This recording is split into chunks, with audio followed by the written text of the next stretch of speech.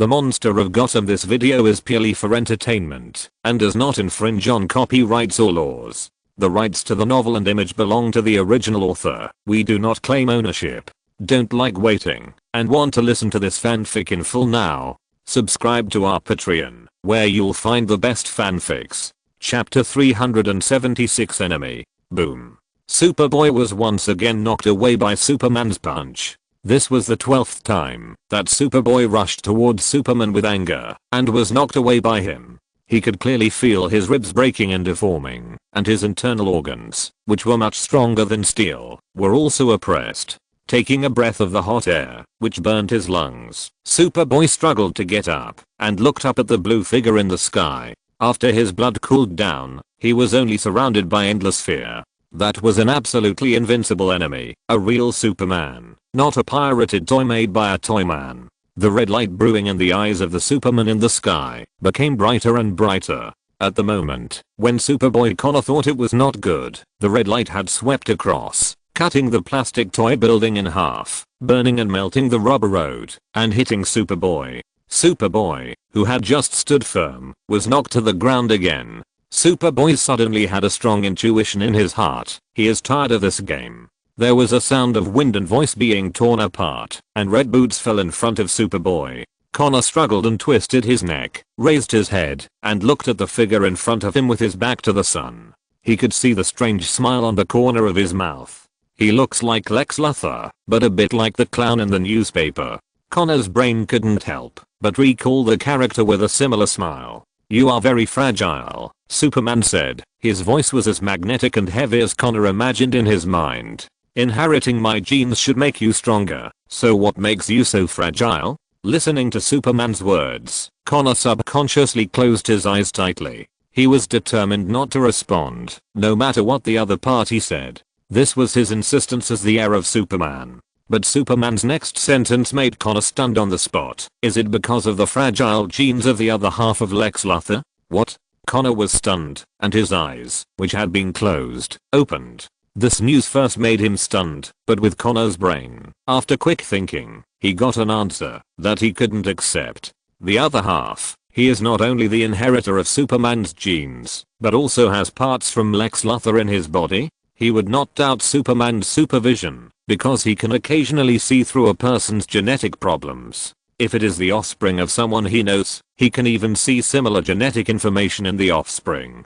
Connor's face was stagnant, his brain was down, and he almost stopped thinking. The eyes of Superman standing in front of him were already condensed with dazzling light. The heat vision was about to be emitted. Superman was confident enough to burn a Kryptonian's head at such a close distance, not to mention that the Kryptonian in front of him was a mixed blood and his body and strength were very weak. That would directly burn Connor's head, including the upper half of his body, like a candle, instead of leaving two charred holes. "That's not beautiful," Superman whispered, and the smile on the corner of his mouth became more obvious. Boom! Exclamation mark. A green light flew over first and hit Superman's face, blocking the terrifying energy in Superman's eye sockets. The green light pushed Superman's head to the ground, pressing him to the ground with a huge force and throwing him far away. Boom! A heavy green mecha fell to the ground and stood in front of Connor. A male voice came from the mecha. "The part 1 gave you can make you better than Superman." Connor heard the familiar voice and knew who he was meeting, but he was stunned by the news and did not react at all. Seeing that Connor did not speak, the voice in the mecha continued, "You should be the most perfect on Earth, not like that big blue guy who can only use fists." Puff, puff, puff, exclamation mark. The air was hit 3 times in a row, and a blue figure flew over. It was Superman, who was just knocked away. He easily tore the green mecha with one hand, revealing the shiny head of the driver. Superman's eyes were red. "Luthor, it's great to see you alive again." The corners of his mouth stretched to both sides, with a bright smile. The mecha was arcing with electricity. After Superman's punch, the mecha was scrapped. Luthor's expression remained unchanged. "But I don't feel very good, Superman." But there was a sound of energy gathering. Boom! Exclamation mark. Green light came from behind, hitting Superman's back and knocking Superman away. Superman had to let go of the mecha. Lex Luthor also took the opportunity to jump out of the scrap mecha and rolled half a circle on the ground.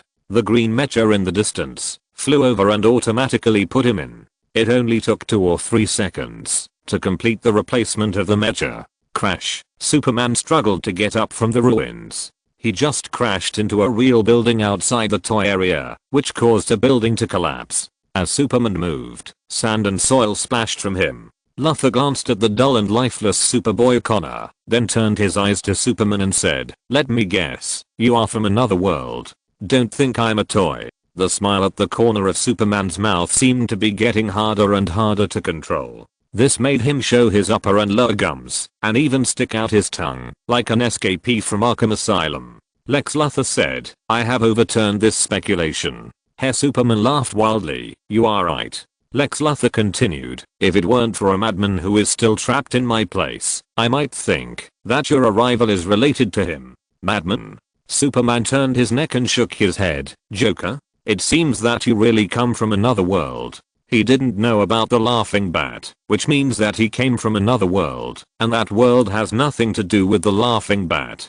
Thank you, Mr. Laughing Bat, for not polluting too many worlds. And that person not only recruited the Justice League as his subordinates, but also turned them into some kind of madman. I have to guess that the Joker's poison played an important role in this, but Superman's madness does not seem to be the madness of losing basic thinking ability. No, this is not right. From the satellite monitoring, his expression was very calm at first, but he became crazy as he kept fighting with Connor, especially after being injured by me. His madness kept accelerating. Does this mean that he is slowly becoming crazy? And it is related to his physical condition, like unstable nuclear fusion? And from what he said, I was killed by him. Lex Luthor was watching Superman and guessing in his heart, and the result made him shudder.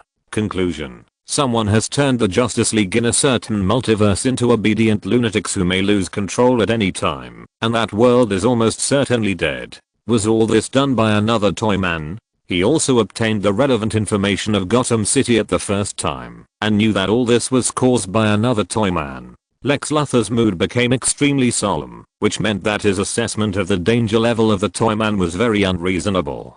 Superman's neck turned at a strange angle, and made a click sound. We do come from another world. If we count according to the order of the multiverse, the number they gave is Earth 2. Chapter 377, Master and Disciple. Earth 2? Lex Luthor pondered the Earth number, and had no idea for a moment. Maybe the Toyman can know something. He quickly put away his guess, and looked at Superman, who had already stood up.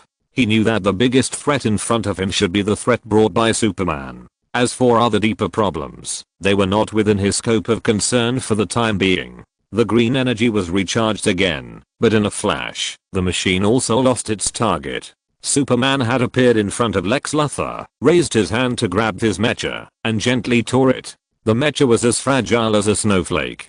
The arm of the mecha was pulled down and easily curled into a snowball. Connor. Luthor's eyelids jumped. At this moment, Connor, who had been afraid to move on the ground, suddenly jumped up, but he did not pounce on Superman, but flew towards the sky and escaped from Gotham. He's a failure, Luthor, and I think part of his failure comes from you. You're so cowardly and keep dodging. Superman grinned and said, "This reminds me of the night when we had our last confrontation. That must not have been a wonderful night." Luthor had no awareness that his life was in the hands of the other party. "Yes, but it is memorable enough." Superman recalled, "You are always stubborn. When the right choice appears, you always jump out and oppose one after another." He lowered his voice a little, but he could still hear clearly. "Who jumped out first?" "Yes, Scarecrow and Captain Cold, Black Manta. Yes, and you, Luthor. You and the Joker. You are the earliest Resistance Army." "Resistance Army? Haha, this is a funny name. You are always preventing the world from embarking on the right path." Luthor's face did not change. He looked at Superman and said, "It sounds like I have done something great. In a sense, it is blasphemy." Blasphemy. Superman believes in fairness and justice. The existence that can make Superman treated with blasphemy is so terrible that it makes Lex Luthor shudder. This means that the other party can distort Superman's mind and make Superman consciously put himself on a lower level, like a servant. Superman, who has been confronting Superman for many years, knows very well that Superman's greatest weakness is his beliefs and thoughts, but his strongest point is also his beliefs and thoughts. Toyman has been able to do this. Luthor was not willing to judge so, but looking at the endless means of the Toyman, he had to doubt the possibility. Superman didn't know what Luthor was thinking, and it was more likely that he didn't care. He said, "So we smashed your heads. Thanks for this trip. I have the opportunity to smash your head a second time." Superman, who has no bottom line, abandons humanity and divinity, and chooses to fall into the endless hell, will be everyone's nightmare. Luthor knew that he had absolutely no ability to resist, but when he looked up at a small figure swooping down in the sky, his closed mouth opened again. "So, you choose to follow a certain existence, and follow him to fight everywhere? Not to follow, but to serve. This is not to fight, but he just wants to take back his own things." The appearance of this word made Luthor confused for a moment. Unlike he, she and it, this is not a personal pronoun, but a divine pronoun. Is there a god in the world? Superman was once called the god of the world. Toyman also called Darkseid a god.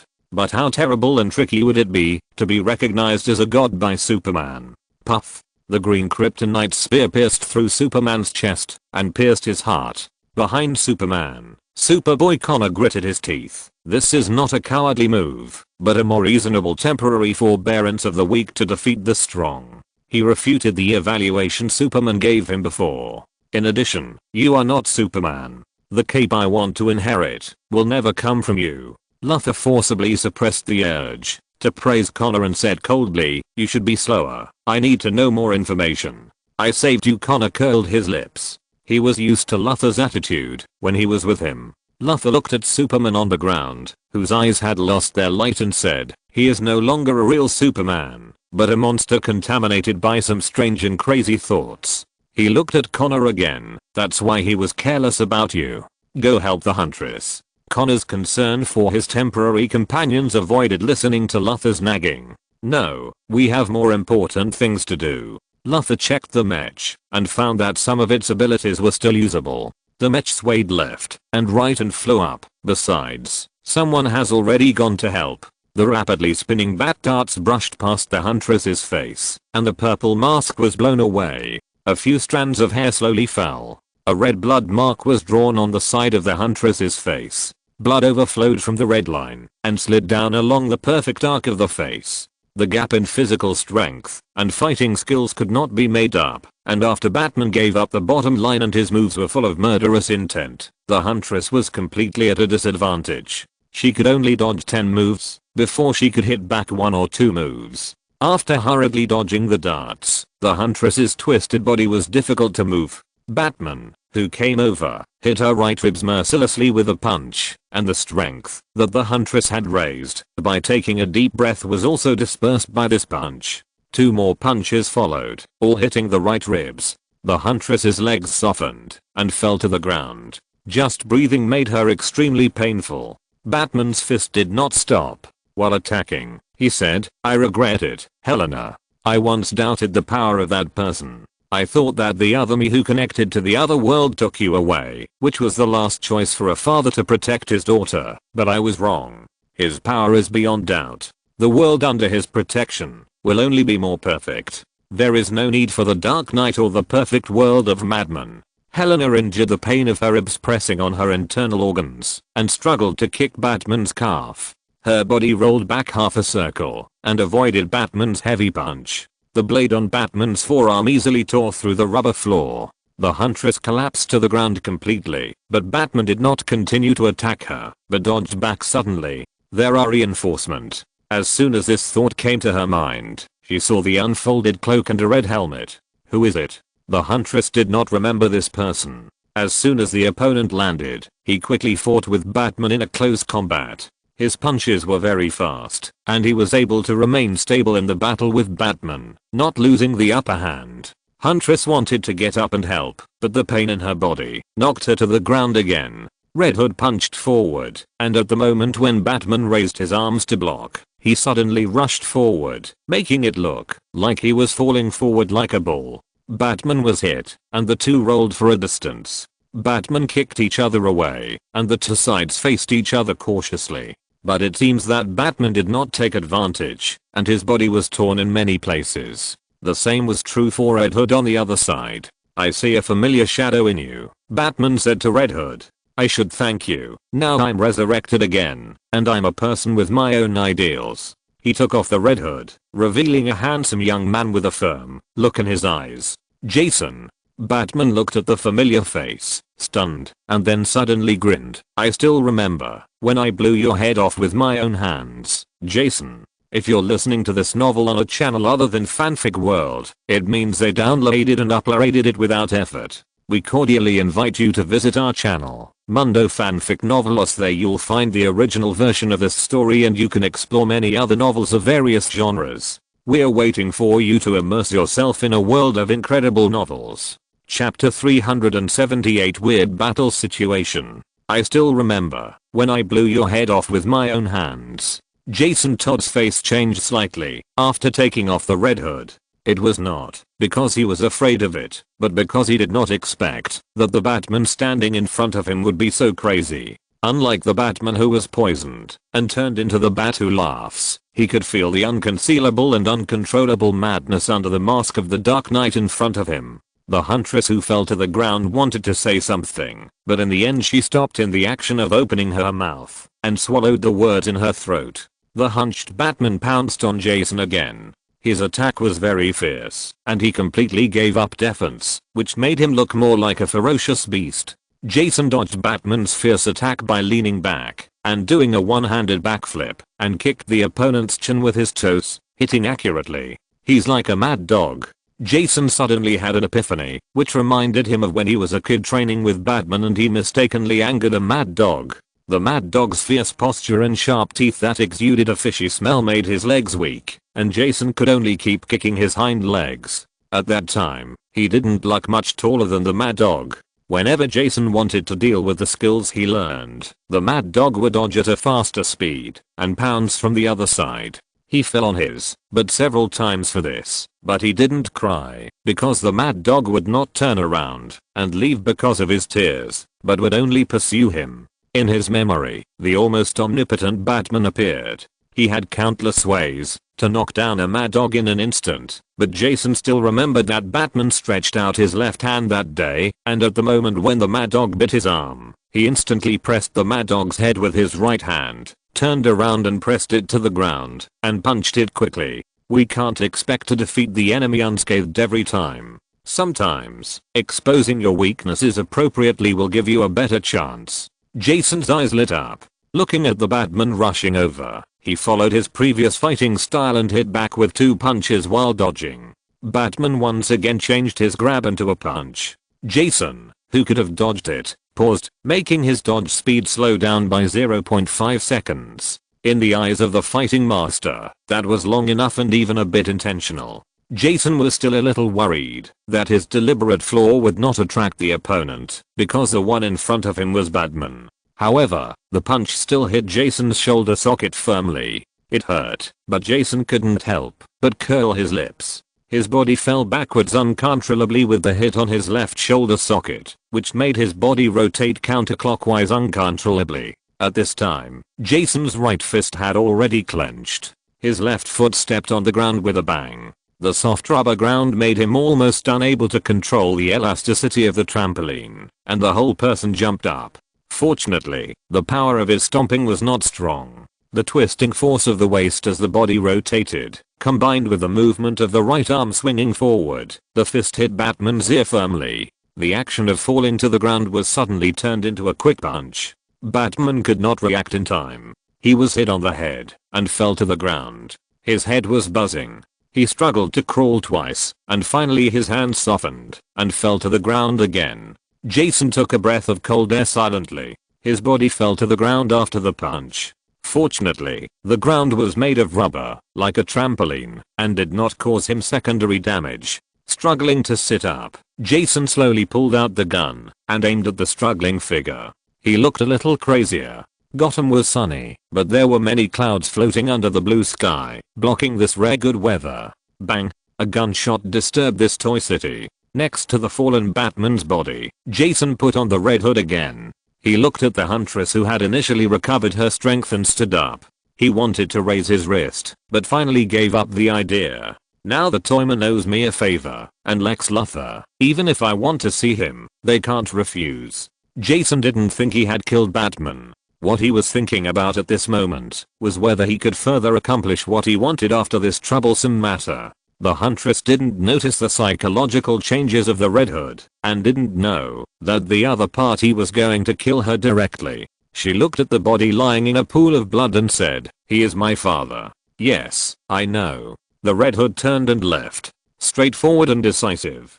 The huntress took a last look at the body, suppressing the complicated emotions in her heart. She shook her head, as if she had shaken off her memories, and resolutely turned and left. He is not Bruce Wayne in identity. He and I are from the same universe. The huntress did not tell this idea to the Red Hood, her nominal senior brother. She just wanted to find the Toyman now, to know the ins and outs, and why the Batman of Earth 2 came here. Lizu struggled to sit up.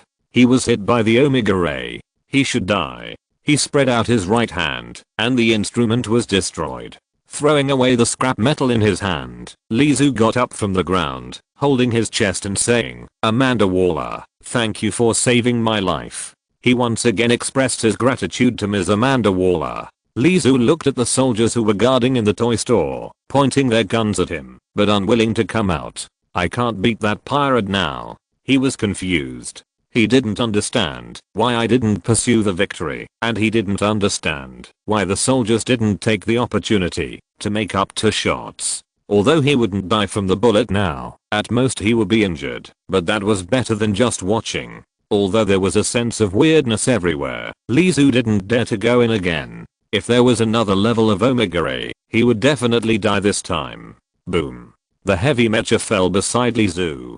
The wires of Lex Luthor's mecha were exposed to the broken arm, and sparks were emitted.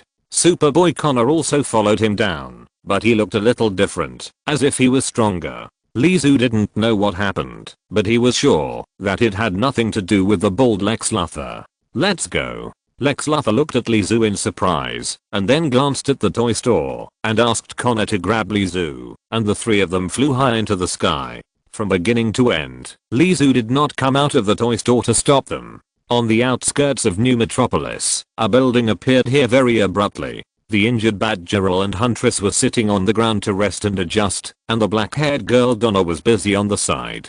Kid Flash and Superboy, 2 guys of similar age, saw each other for the first time, and were very excited to communicate with each other. They also agreed to have time to race together on weekends. Chapter 379, The Speedster with a Slow Brain. In fact, Connor would rather compete in who can fly farther than who can run farther, but he doesn't want to be seen as a bully by his new friends. Having an extraordinary person of similar age is enough to excite Connor, not to mention that the other party is a Flash, a century-old topic that has existed since Superman was still alive. Who is faster, the Flash or Superman? Maybe they have competed many times, but no one knows the result, except the 2 of them. The Flash left Connor, and he walked around the building at a very fast speed, and finally came to Lizu hesitantly. Just now, he saw with his own eyes that this unreliable store manager actually threw out a plastic toy building, and then a building rose from the ground.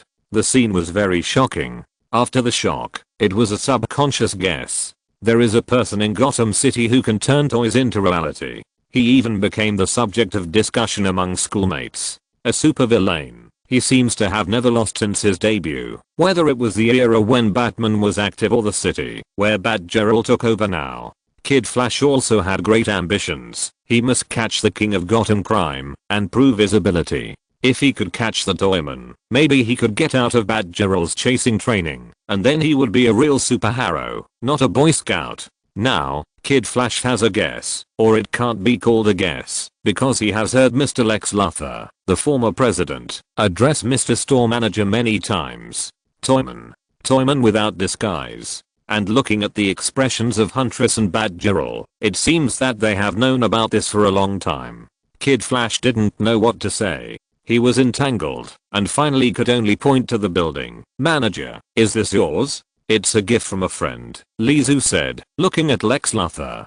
Luthor's face did not change. He said calmly, I think, as the president, I have reason to be responsible for the people. Former President Lizu corrected. Luthor's face froze. The two people don't seem to have a good relationship. This is the guess of others present, but when Lizu found trouble, the first thing he thought of was to ask Luthor for help. Maybe the two of them were just being stubborn, but they were close friends. The adults present understood a deeper level. Are those people real? Batgirl couldn't help but ask. Yes. Lizu resisted the urge to shrug and leave the trouble behind and run away. He knew that he couldn't escape this time. He told his discovery, his ability to turn into toys is better than mine, but he doesn't seem to use this as his main ability. Lizu was also very strange when he mentioned this. After the initial awkward period, the ability to turn into toys was completely equivalent to mastering countless abilities and being able to raise a terrifying super army in an instant.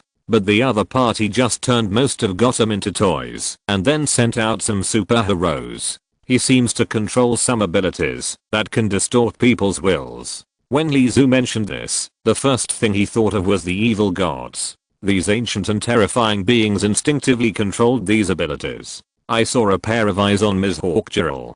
Donna looked at Lizu with some fear. This made Huntress and Batgirl very strange. They didn't understand why Donna was afraid of Lizu. They are crazy, Luthor added. That's right. Huntress nodded, and Donna beside her also nodded subconsciously, but she still subconsciously glanced at Lizu, and her whole body was trembling slightly. This made Huntress and Batgirl very strange. What did Lizu do to scare her so much? He controls the ability to distort the will of extraordinary humans and make them use them for his own purposes. Although he has the terrifying toy-like ability, he does not focus on the toy-like ability. I have added another skill tree, Lizu sighed in his heart. He has more answers and ideas in his mind. That Lizu is from Oakmont. He personally admitted that he woke up from a pile of corpses. He was the one who was sacrificed. After leaving the world of the evil god, he did not go to the Marvel world like Lizu, but took another path. One of these paths is that the other party went to another DC world and bewitched the superheroes in that world, making them his thugs. Compared to the toy transformation, the ability seems to be not bad at all, and now the toy transformation is restrained, and there is no solution in a short time. Lizu is also a little helpless. He feels that, if the skill points are used completely for specialization, he will always encounter his kryptonite like Superman.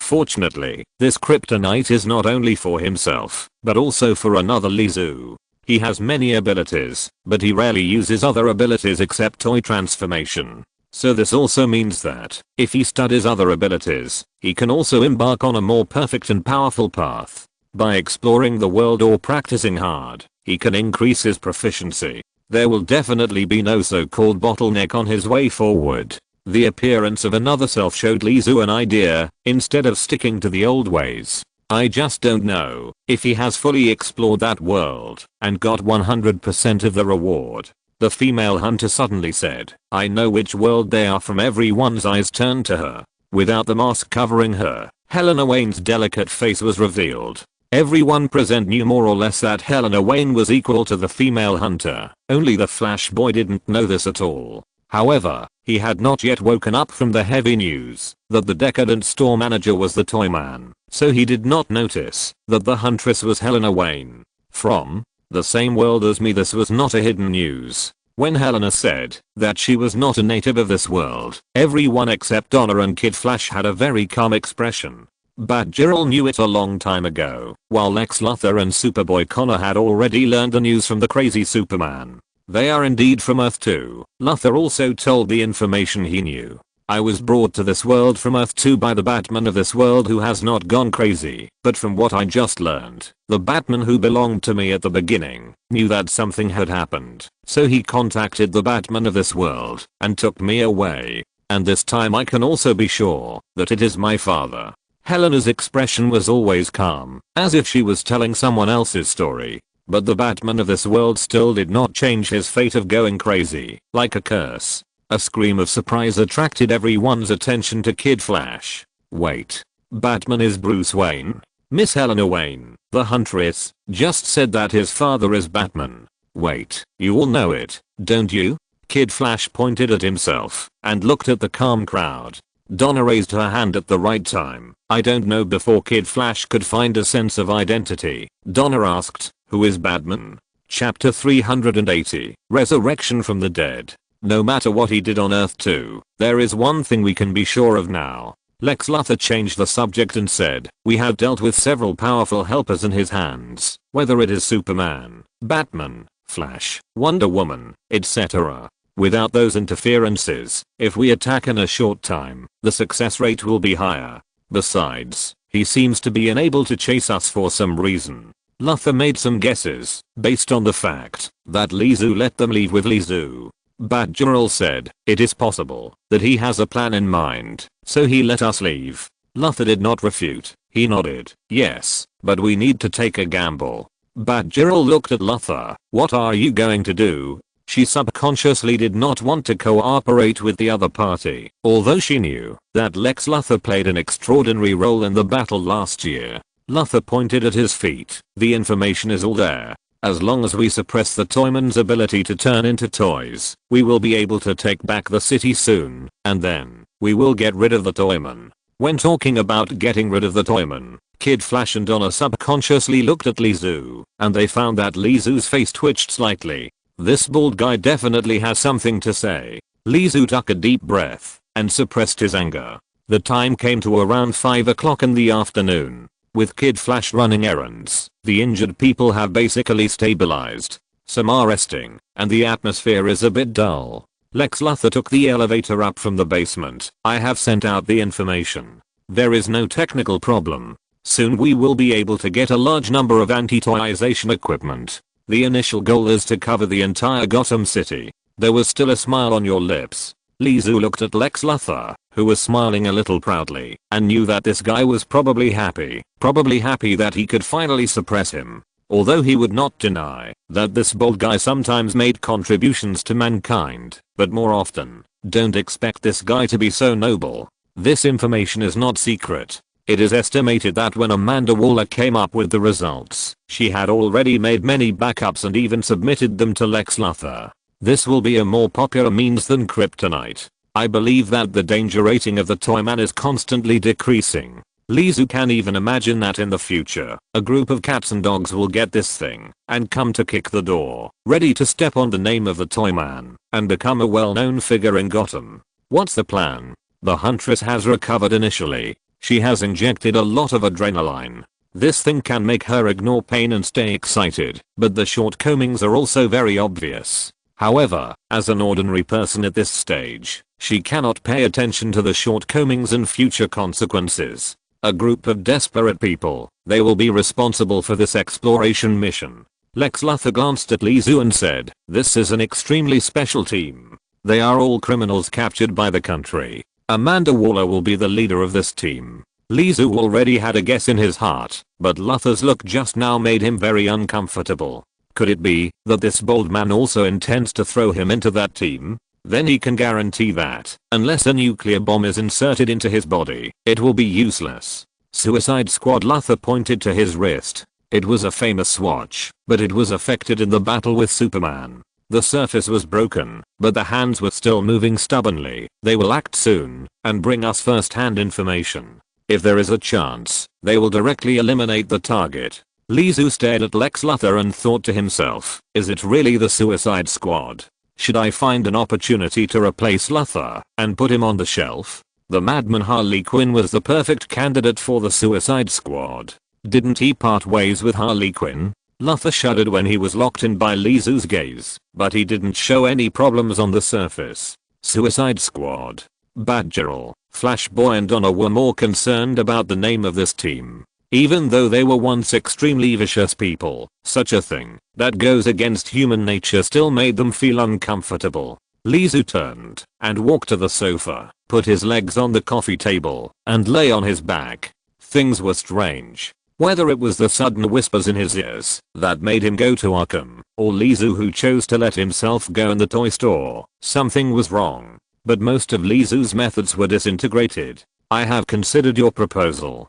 Lex Luthor sat on the sofa opposite Lizu with a confident smile. Here's you, a toy man, isn't he? We don't need to release that madman, and now I have mastered his weaknesses. This battle will be easy to win. After saying that, Lex Luthor stood up with a confident and calm smile and walked towards Connor, but Connor immediately flew away when he noticed Luthor walking towards him. Luthor's smile froze, and he walked into the elevator, which sank underground. Apocalypse. In front of the throne, the giant standing with his hands behind his back looked down at the distance. His eyes seemed to cross countless galaxies, through time and space, and saw the scene he wanted to see. Great Darkseid, we have noticed that the Green Lantern Corps headquarters, OA, has been attacked by a mysterious force. The giant was silent for a moment and said, "Don't worry about it.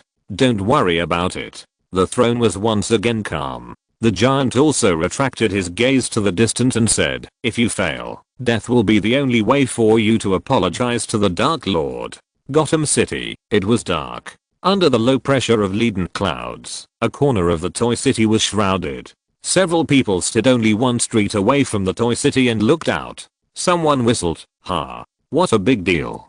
Boomerang, I heard that you used to be a younger brother of the Toy Gang. I'm an important member." The man who whistled just now refuted and emphasized. A dull voice said, "We should act, now that those difficult flying men are gone." No one objected. These people walked slowly towards the Toy City. They had just experienced a big battle during the day, and their powerful heroes such as Superman were almost wiped out. It must be a huge blow to them. So it would be difficult to act at night, but it would definitely not be that dangerous. In the team, the one walking in front was a sturdy man who looked like a shark. Behind him were a fully armed silent man, a man with 2 boomerangs hanging on his belt, a man with strange patterns all over his body, and a man with bared teeth and laughing.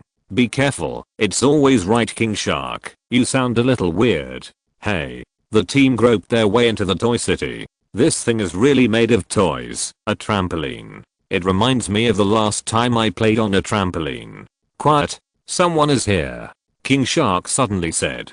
Hearing someone, several people immediately became serious and alert. There was a puff explosion in the air, and the air seemed to be torn apart by extreme speed. This area was full of toys, which resulted in no light and pitch black. But with the help of night vision goggles, they still saw the appearance of the person coming. Flying in the air, with a sturdy figure and fluttering cloak. "He reminds me of someone," said the man with bared teeth and grinning. In the night vision goggles, the figure's eyes emitted a dazzling red light, which instantly penetrated the man's head and cut it into burnt pieces of meat.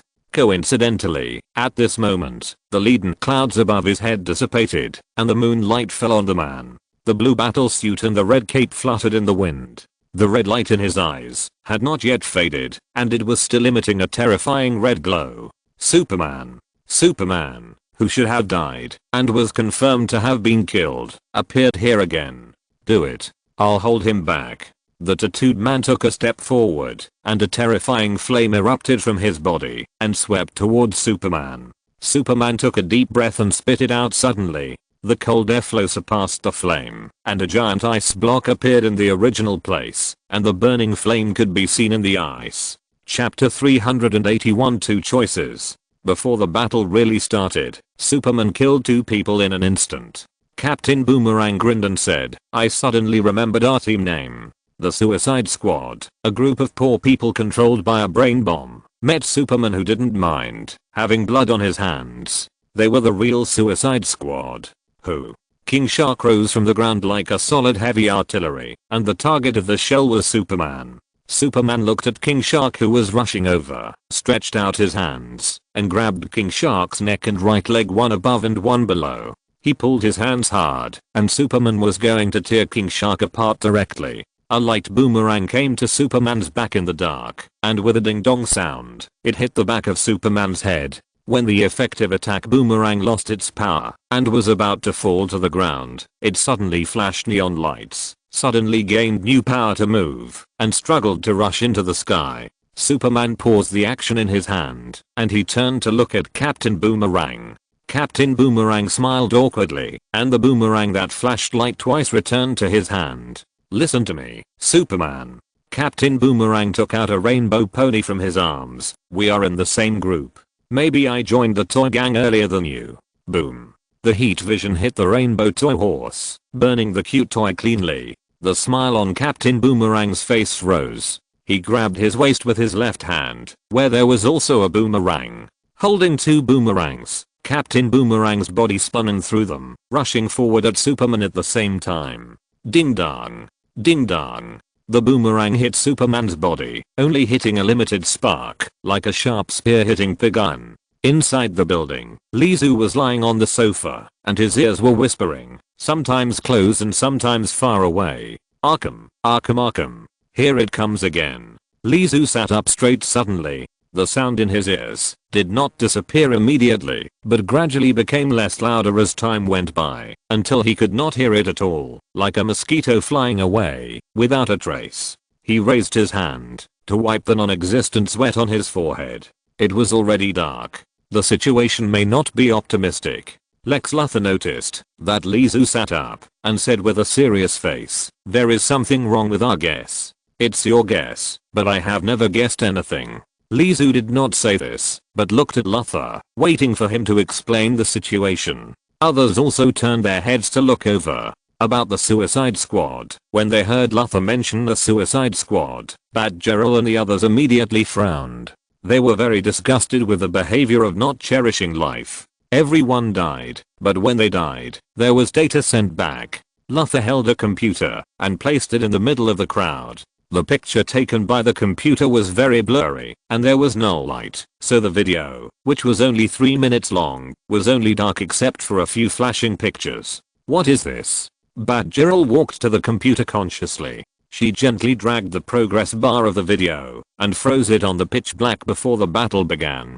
In the video, only a black shadow could be vaguely seen floating in the night sky. The body seemed to be very swollen, and it seemed to be wearing oversized clothes or a cape. And in the position of the eyes of this shadow, there was a bright red light. Red eyes are heat vision, a similar ability to heat vision, a cape, flying in the air, and making Lex Luthor very confident that the Suicide Squad could not even struggle or resist, and was defeated in an instant. Superman. Holmes said to eliminate all impossibilities, and the remaining ones, no matter how unbelievable, must be the truth. Connor couldn't believe it. Impossible. I killed him with my own hands. With a spear made of kryptonite. Batgirl patted Connor on the shoulder. There are other possibilities. Maybe the Toyman has some ability that can prevent people from dying. For example, piercing the heart will not kill. Her words drew everyone's attention to Lizu. Toyman, they also have one, and it may be the genuine. When it comes to mastering relevant information and intelligence, Lizu is definitely the one who has the most complete information. He is different from me. Lizu shook his head. He doesn't seem to be good at fighting with toys, but looking at that toy city, I think you will definitely not underestimate him. He has many abilities that I'm not good at. We are two different individuals. When mentioning this, Lizu naturally thought of what another self had said. The Lizu who crawled out of the pile of corpses came with a revengeful mentality. Lizu said, it is also possible to be resurrected from the dead. When mentioning resurrection from the dead, Lizu first thought of the rewards he got after exploring the world. He himself got several opportunities to be reborn because of this. As the same person, Lizu also believed that that self might have several lives to use. Thinking of this, Lizu said, moreover, we should pay more attention. He may not only let his subordinates Superman and others come back to life, but he himself may also be able to do so. It can be the same. Can the Toyman also come back from the dead? Luthor, Huntress, and Batgirl instantly had their own guesses. So, we will never be able to defeat them? They will come back from the dead every time. Connor raised his confusion. Facing an enemy who can come back from the dead, but you only have one life. The enemy is naturally invincible, and you will die without a complete body if you are not careful. The momentum was extremely low in an instant. This is a battle that cannot be won. Lex Luthor clenched his fist between his nose and lips very confidently and coughed twice. Ahem. The plan has just begun. Although his confident Suicide Squad was defeated and just got hit hard in the face, Luthor was still confident. He said, there is also action plan B. Seeing his solemn look, Connor opened his mouth and wanted to hit Mother, but he chose to close his mouth and turned his head away. Lizu already had two goals in his mind. One was Arkham. The whispering voice from his ear reminded him of the importance of Arkham, but there was a problem. Maybe this was the temptation of the evil god, deliberately luring him there. The second was to find myself again and find a way to kill myself. This one was quite difficult. Whether it is the opponent's endless summoning of Superman and treating him as a disposable item, or the eyes that can emit omega rays, or the toy city under his feet that is constantly flowing with energy, it will make Lizu feel constrained when dealing with it, not to mention that he may not be his opponent in a real battle. Moreover, Lizu guessed that the evil god should be in himself.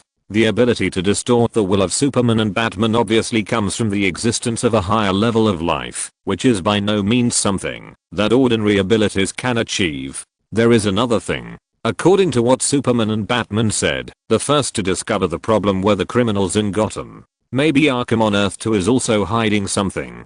Now Lizu's initial guess is that Lizu has a deal with the evil god and can use Arkham as a trap. Even the fall of Earth the Second of may not be unrelated to Arkham Asylum. Since it is a trap, there must be bait. When he is in a stalemate and the opponent is obviously stronger than himself, and time is tight, Lizu chooses to step into the trap. Only by exposing some weaknesses can he lure the opponent to take further action.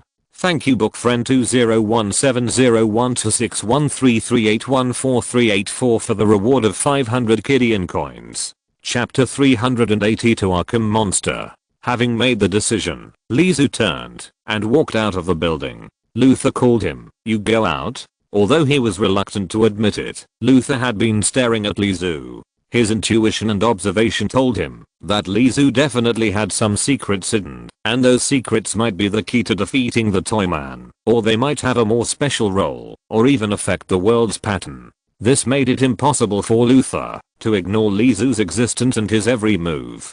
But Lizu just paused for a moment and continued to walk out. Feeling the gazes of the other people, Luther said, maybe he has other ways. He did not sow discord at this juncture, which would make it more difficult for him to gain a foothold here. In the current situation of lack of superheroes, the few people in the building almost represent the top power among superheroes, and Luther needs this power for himself. Batgirl nodded. "We know, but we can't completely trust him. After all, that person is himself." Her words were recognized by everyone. "Maybe we should follow him," Batgirl suggested again. "Follow. Good suggestion."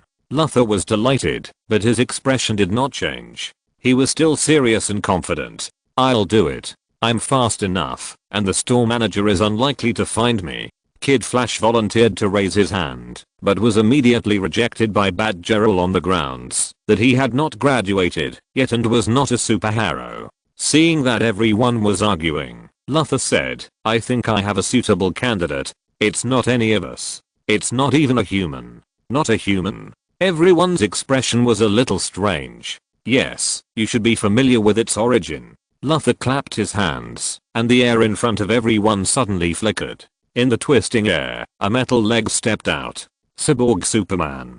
Batgirl recognized the other party. Luther shook his head, indicating that Batgirl didn't need to be so nervous. "No, he is just a similar tracking mass-produced robot. I created it by combining some of the technology of the mechanical Superman and the reverse decoding research of the mother box. Just like before, it stayed here for an afternoon, but none of you noticed its existence." Hearing the robot's ability mentioned by Luther, everyone was shocked. They were not worried that Luther had created an unethical surveillance robot, but that this iron lump was standing here, and none of them noticed the abnormality around it, not even Lizu.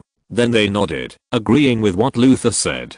Since Lizu didn't find it, this robot would be the best tracker. Arkham Asylum. After the laughing bat slaughtered the patients and even doctors of the entire asylum last year, this terrifying castle in the suburbs was once in a state of abandonment. Until some time ago, the ninjas called the Bigfoot Gang and some mentally ill people who made a lot of noise were once again imprisoned in Arkham Asylum. Lizu pressed down the hat on his head with one hand. This simple hat could suppress the madness in his heart. He stood outside the locked door of Arkham Asylum. Abandoned for a long time. It was indeed a long time since the Teenage Mutant Ninja Turtles incident, and no one had paid attention to this asylum for a long time after that. It seemed that it had been deliberately forgotten. From the spider webs wrapped around the iron gate and the early spring weeds growing out of the cracks in the brick and stone road, Lizu roughly guessed when the last visitor was. There was indeed no one at the guardhouse, but the glass on the door was broken, as if some beast had crawled in. Lizu could see that the guardhouse was splashed with a wall that had completely dried up. He stretched out his hand, and the door lock was easily opened. With the tooth-grinding dry iron door hinge turning, the door of Arkham Asylum was opened for Lizu again. Unlike his hurried escape from here, Lizu was now in a calm mood. As his leather shoes stepped on the stone bricks, Lizu seemed to recall once again the scenes of robbing a car and escaping from Arkham. The weed suddenly shook, making a very slight sound. Lizu paused, but did not choose to stop. Instead, he continued to walk forward, towards the tall and thin castle that looked like a vampire castle. In the gloomy sky, lightning occasionally peeked out from the leaden clouds, illuminating most of Arkham Asylum. There was movement behind him again. Lizu stopped completely, and he realized that he was surrounded by something. Crack. Lightning flew over his head again, and the silver-white light instantly illuminated Lizu's surroundings. Lizu also took this opportunity to see several dark shadows with wings spread in the air. They had an appearance similar to that of humans, but their arms were replaced by wings with black hair mixed with scales. The head was like a pig-nosed bat, with a clear red line from the forehead to the chin, and the head seemed to be split in half. The moment Lizu found them, telekinesis emanated, enveloping them one by one, and nailing them in the air. Under the pressure of telekinesis, snap, snap, snap, snap. The monsters' heads exploded one by one, but it was as if an invisible fish tank covered the monsters' heads, blocking the exploding blood and minced meat. The headless corpse fell to the ground, and Lizu walked to the corpse to observe. This is the doorman and the Arkham security guard. They are still carrying electric batons. It shouldn't be long, at most 3 months. Lizu flipped through the documents on the corpse. 3 months, that is to say, the other Lizu has been in this world for at least 3 months. This is really not happy news, Lizu thought to himself. An enemy hiding in the dark took 3 months to act. Either it has reached the critical point where it has to act, or it has been fully prepared. Either way, it is not good news for Lizu. The former means that he will face a desperate madman, but looking at the state of Lizu, he doesn't seem to be crazy and eager to fight. The latter means that he will be almost unprepared and face a well-prepared monster. Lizu stepped over the 5 monster corpses and came to the gate of Arkham Asylum Castle. He placed his palm on the door and energy brewed. Then the door turned into a building block and collapsed after he gently pushed with his wrist. Crash. As the building block door collapsed, the figures wandering in the hall stopped their movements in unison. It seems I have to be more careful. In front of Lizu, the doctor in a white coat and staggering steps had turned into a monster with a swollen head and transparent like a jellyfish. The nurse in a sexy short skirt was shaking her hair like an octopus tentacle. There were also a few humanoid bat monsters squatting in the corner.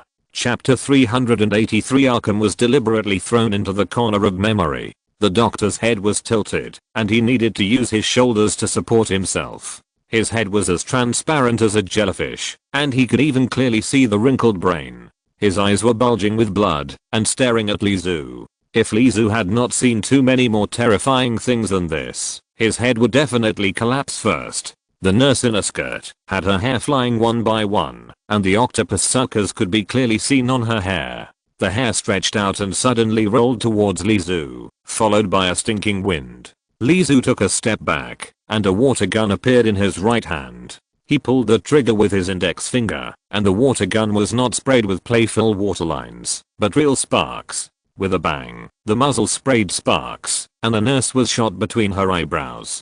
The octopus tentacle hair also lost all its strength at the moment of being shot, and fell to the ground with the nurse, and they were slumped and spread on the ground. Dat. Lizu took 4 steps to the left and dodged the jellyfish-headed doctor who rushed over. It doesn't look lethal. He paid attention to the doctor, but found that the other party had neither sharp claws nor cruel fangs. The gun was aimed at the head that seemed to be about to explode at any time, but after a moment of hesitation, he moved the muzzle down again. Bang bang, 2 consecutive shots, accurately hitting the doctor's knees. As thick dark red blood splattered, the doctor fell to his knees and his head fell heavily to the ground, but it did not break, but was pressed softly on the ground, like a balloon filled with water, placed on the floor. Lizu has a lot of power to instantly seize control of Arkham Asylum, whether it is the strong control ability of Halo or the indiscriminate attack of telekinesis, but with a cautious mentality, he chose the most ordinary ability, using bullets, rather than some special energy, so as not to provoke an overreaction. Even if he fell to the ground, the jellyfish-headed doctor's protruding eyes were still staring at Lizu. He opened his mouth, but let out a silent roar. Lizu subconsciously felt something was wrong. A strong swelling sensation suddenly erupted in his mind. Combined with the opening of the jellyfish head doctor's mouth, he seemed to let out a scream that could not be heard by the ears. Under this swelling sensation, Lizu's consciousness began to blur, and he could not see the impact in front of him. The humanoid bats above his head fluttered their scaly wings and pounced on Lizu. They seemed to be organizing a precise action. Maybe it will take another 5 seconds, or even 3 seconds, and Lizu will completely lose consciousness. He loosened the gun in his hand. The moment it left his palm, the gun turned back into a water gun. When it fell to the ground, the water tank popped out and soaked a small piece of the floor. Thunder passed outside the door, and the silver light shone on the wet floor, reflecting the light. The brain and spirit were impacted, and the telekinesis failed. At this time, Lizu would have a splitting headache, even if he just had a thought, as if an axe was draped on the back of his head, and as time went on, the headache kept getting worse, and his head was completely split in half. There were no toys in his hand, and it was impossible to transform toys that were too precise. At this moment, Lizu couldn't even control the changing material of his body. At the last moment, when his consciousness was about to be overwhelmed by pain, Lizu's right hand swung forward. His right hand strangely grew forward and punched the jellyfish's head.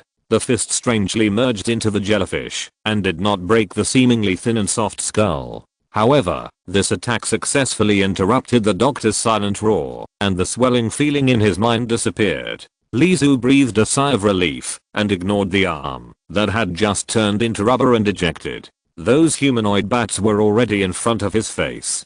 Telekinesis burst. The invisible wave blasted out in a circle with Lizu as the center. When Lizu stopped, there were twitching humanoid bats on the ground, and only the jellyfish-headed doctor seemed unaffected. He opened his mouth again and planned to roar again. Puff. The doctor's head was knocked crooked by the ejected fist, and his roar was interrupted again. It has a very strong effect on the brain, and can even ignore telekinesis, and the head is very immune to physical attacks. Is it because of this glue-bound head? Lizu stood in front of the jellyfish head doctor. When telekinesis and physical attacks had little effect, Lizu activated the toyization ability. 2 seconds later, a big-headed doll toy appeared in the original place. There is almost no weakness. If it moves slowly, other parts except the head are as fragile as humans. It can only be suppressed in terms of absolute energy and strength. He put away his speculation in his heart and rubbed his head, which was slightly swollen and painful. He could faintly hear roars coming from all directions. It seems that the telekinesis explosion just now has attracted the attention of many things. Lizu has also discovered that the victims of Arkham Asylum who have mutated into monsters for unknown reasons have an extremely keen perception of mental attacks. Although Lizu has lived in Arkham Asylum for a while, he is not familiar with this place. Just when Lizu had no idea where to go, the voice whispering in his ear appeared again. Arkham, underground, come to the underground. Underground. That unknown existence already knows that he is coming. Appearing out of thin air in a building in the suburbs of Gotham City. It has been 3 hours since Lizu left. The young heroes leaned against Lex Luthor and watched the real-time images transmitted back. Where did he go? The camera shook, and the flying cyborg Superman #1 slowly landed, and the building that all Gotham people were familiar with appeared in the picture. Arkham Asylum. The plastic toy door lock at the door also confirmed that Lizu did come to Arkham Asylum. It seems that our friend wants to go home to take a look, Luthor half-jokingly said. But no one responded to him at the scene. Batgirl looked at Arkham Asylum in the picture and asked in confusion, is Arkham Asylum so desolate and dilapidated? Arkham Asylum.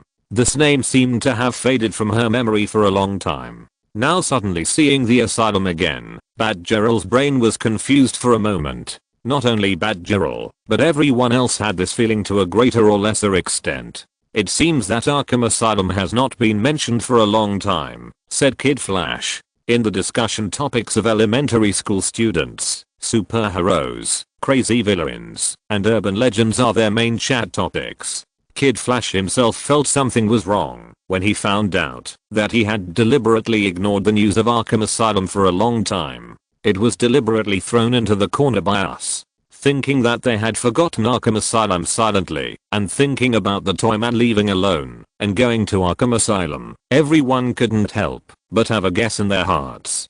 Kid Flash asked, Mr. Manager, have you guessed that is the root of the problem? Thank you FNDBDB for the reward of 1000 starting coins. Chapter 384 The Whispering Person. Kid Flash was still used to calling Lizu Mr. Manager instead of Toyman. Going alone to Arkham Asylum, which was definitely problematic, and without any help, Mr. Manager began to look a little taller in Kid Flash's mind. What is this? Cyborg Superman number 1 saw some strange scenes. Headless corpses. The corpses were still wearing tattered security uniforms, but these corpses were not human. They had scaly wings that were not human, like some kind of evil. Ah! Donna's scream scared everyone. Batgirl walked to the side of the black-haired girl and pressed her shoulder worriedly. Donna? I saw it. That thing. That thing. Donna nodded. Ms. Hawkgirl also has it. Hawkgirl was abandoned in the Toy City by Lizu for some reason. They all knew this, and Lex Luthor also guessed that Hawkgirl was just a toy. Luthor asked, what is it? He had a clear intuition that this was definitely related to the Toyman going to Arkham Asylum alone, and even the second Toyman in the world. Luthor has always believed in his intuition, just like he once believed that Superman's existence was only a threat to the Earth. Donna hesitated, as if she was unwilling to say that title, and the fear on her face was still there, like, God. At the same time, she thought to herself, no wonder Mr. Toyman had such a terrible feeling, and could even pretend to be Princess Diana. When she thought of Diana's death, she shuddered again. God. This was the answer that no one expected. Batgirl asked, like Greek god. Greek god? Who is this girl? Luthor looked at the black-haired girl who was a little restrained, as if she was trapped in some kind of fantasy fear, and was confused. The Toymen were enough to make him anxious. If God was involved, this battle would no longer be something that humans could participate in. The previous small-scale tentative invasion of Apocalypse also made the Earth powerless to resist. No, not God, but when I look at them, it's like I feel that feeling, a fear that can't be looked at directly, Donna said carefully. Superboy asked excitedly, have you seen God? Flash nodded. Under the Speed Force, his nodding action was so fast that it left a trail of after images. No one paid any attention to the two of them. Everyone had their own ideas about God. Luthor said, it seems that the Toyman knows more than we do. Cyborg Superman number 1 continued to move forward. It went straight to Arkham Asylum and saw the monster corpses all over the ground. Zizzy, another strange sound. Cyborg Superman number 1 slowly turned its sight. The people behind the screen saw a staggering figure coming in the darkness. Looking closely, it was a doctor staring at a transparent head like a jellyfish. The brain floated in the jelly-like brain and could be seen clearly. It opened its mouth. Ah. Batgirl pressed her head. Then came Huntress and others. They were attacked by invisible forces and almost fainted. Finally, Luthor, who barely maintained normality, disconnected from Cyborg Superman number 1. Everyone collapsed to the ground, sweating profusely. In their hearts, they were only grateful for surviving the disaster. Arkham Asylum, there really is something we don't understand. Luthor supported himself and sat up. He didn't intend to give up exploring Arkham, even if it would cost a huge price. He also thought it was an opportunity to understand the secrets of the Toyman. Go to the right. The whispers in his ears became clearer and clearer and sounded a little urgent. Lizu's expression was solemn and his speed did not change. I don't know what is locked up in the underground of Arkham. Li Zhu only knew that Killer Croc was once a member of the underground. It seems that zombies, crocodiles, sharks and other monsters belong to the darkest underground space in this horror castle. The light in front was a little dim. Li Zhu just turned around, and a figure suddenly jumped out from the left side of his body. The wind was even weaker. If Li Zhu hadn't noticed the shadow on the wall, he would never have discovered that there was a hunter hiding in the dark corner who had already pounced on him. He kept in mind that the monsters might ignore mental attacks, even attacks related to the brain such as telekinesis, so he quickly walked forward 2 steps, and at the same time, took out a long water gun from his arms, and put it on his shoulder. In an instant, the water gun turned into a double-barreled shotgun. Bang, bang, exclamation mark. The firelight instantly illuminated the narrow corridor. Bang, the sound of the falling behind was very light. Li Zhu did not turn around immediately. He grabbed a submachine gun with his left hand and took 2 steps forward before turning around. Being cautious enough would bring him safety. As expected, as soon as Li Zhu turned around, he saw a mass of black viscous substance falling from the top of his head and hitting the place where he had just stood. He raised the submachine gun with his left hand. The high rate of fire could reach 1,500 rounds per minute. The fire and metal chain ejected from the muzzle hit the monster's head on the ceiling, and green juice splashed. Bang! With a heavy landing sound, a monster corpse that could no longer be seen as a human, like a spider, but with a human-like head, fell to the ground. Its legs with hard hair like steel needles kicked randomly. Li Zhu swung the shotgun with his right hand, and aimed the muzzle at the monster that was still pulling out and twisting. Bang! The green juice splashed, and covered the wall. Li Zhu also saw the figure who had attacked him. It was a thin body, with the lower body softened like a snake. The arms were also mutated, but the middle finger was thick and hardened like a knife, while the other fingers were shrunk and clung to the huge blade of the middle finger. The corpse was still wearing the clothes of the former Bigfoot gang members. The Bigfoot gang members who were imprisoned in Arkham did not wait for Shredder to lead them to rule the 2 worlds, nor did they wait for failure. Instead, they were forgotten here and eventually turned into twisted monsters. Li Zhu frowned, bowed slightly to the corpse, and then turned and left with his hat. He was just bidding a final farewell to the person who had turned into a monster. Death should be much better than becoming an irrational madman. At least it was a relief. When walking through a winding and narrow corridor, boom, the wall shook suddenly. It seemed that there was some powerful and terrifying creature behind the wall. It was very powerful, but also had a bad temper. Boom. The special material of the Arkham Asylum wall prevented the possibility of being broken by a bare fist. Li Zhu glanced at the wall and continued to move forward in silence. The huge knocking sound was left behind, and the footsteps became clear, as if they were walking into a dark and endless road. The light began to disappear, and so did the monster crouching in the corner. In the darkness, Li Zhu heard clear breathing. The whispers in his ears also disappeared. "You are here. Do you have a fire?" Li Zhu frowned, but still fired a shot at the top of his head. Fire came out of the muzzle. Haha, this is you, so direct and unwilling to give in. The flames from the muzzle were taken away and expanded in an instant, illuminating the 5-meter range in front of Li Zhu. A chair, that is the electric chair. Li Zhu sat on it, and it seemed that the instrument was damaged. A person sat on the chair, with a thick bandage wrapped around his head. Li Zhu revealed his identity. Silence. The voice that had been whispering in his ear turned out to be Silence, which was beyond Li Zhu's expectation. "Are you surprised?" Silence's exposed eyes were full of smiles. "Thank you FNDBDB for the 500 starting coins reward. If you're listening to this novel on a channel other than Fanfic World, it means they downloaded and uploaded it without effort. We cordially invite you to visit our channel, Mundo Fanfic Novelos. There you'll find the original version of this story and you can explore many other novels of various genres. We're waiting for you to immerse yourself in a world of incredible novels. Chapter 385 Under the Bandage. Silence looked at Li Zhu, still with his face wrapped in bandages. Maybe it was because the light was too dim. Under the flickering firelight, his head looked much bigger than before. It was probably because he had wrapped a few more bandages around his head.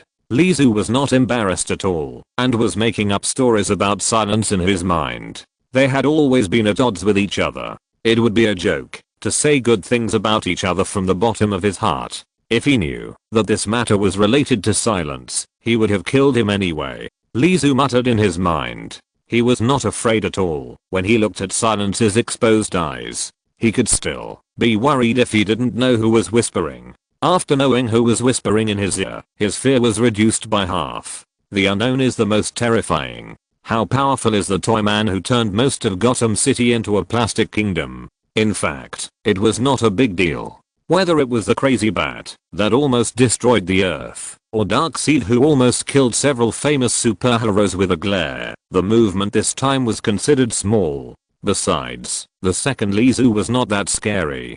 Didn't a dozen Batmans appear together last year? What was scary for Lee Su was that there was a second self. No matter how many similar things happened, it was scary enough. In addition, there were a lot of monsters in Arkham Asylum now, which were obviously from that mysterious and strange world, or they were contaminated by mysterious forces and turned into monsters. The fear across time and space made Lee Su even more nervous. The fire suddenly jumped up again, and Lee Su's expression, which had not changed, twitched, and his eyelids began to twitch. When did it start? He glanced up and down at the silent body, but his expression returned from the initial eyelid twitching to nothing unusual. Even if he couldn't control his expression, Lee Su could still turn himself into a rubber face, or hide a layer of iron under the skin and freeze. When Lee Su started to speak, he realized that his throat was a little hoarse. He coughed twice, and swallowed a mouthful of saliva to moisten his throat. Lee Su slowly raised his left palm, as if he was pinching something, ready to clench his fist at any time and crush the invisible thing.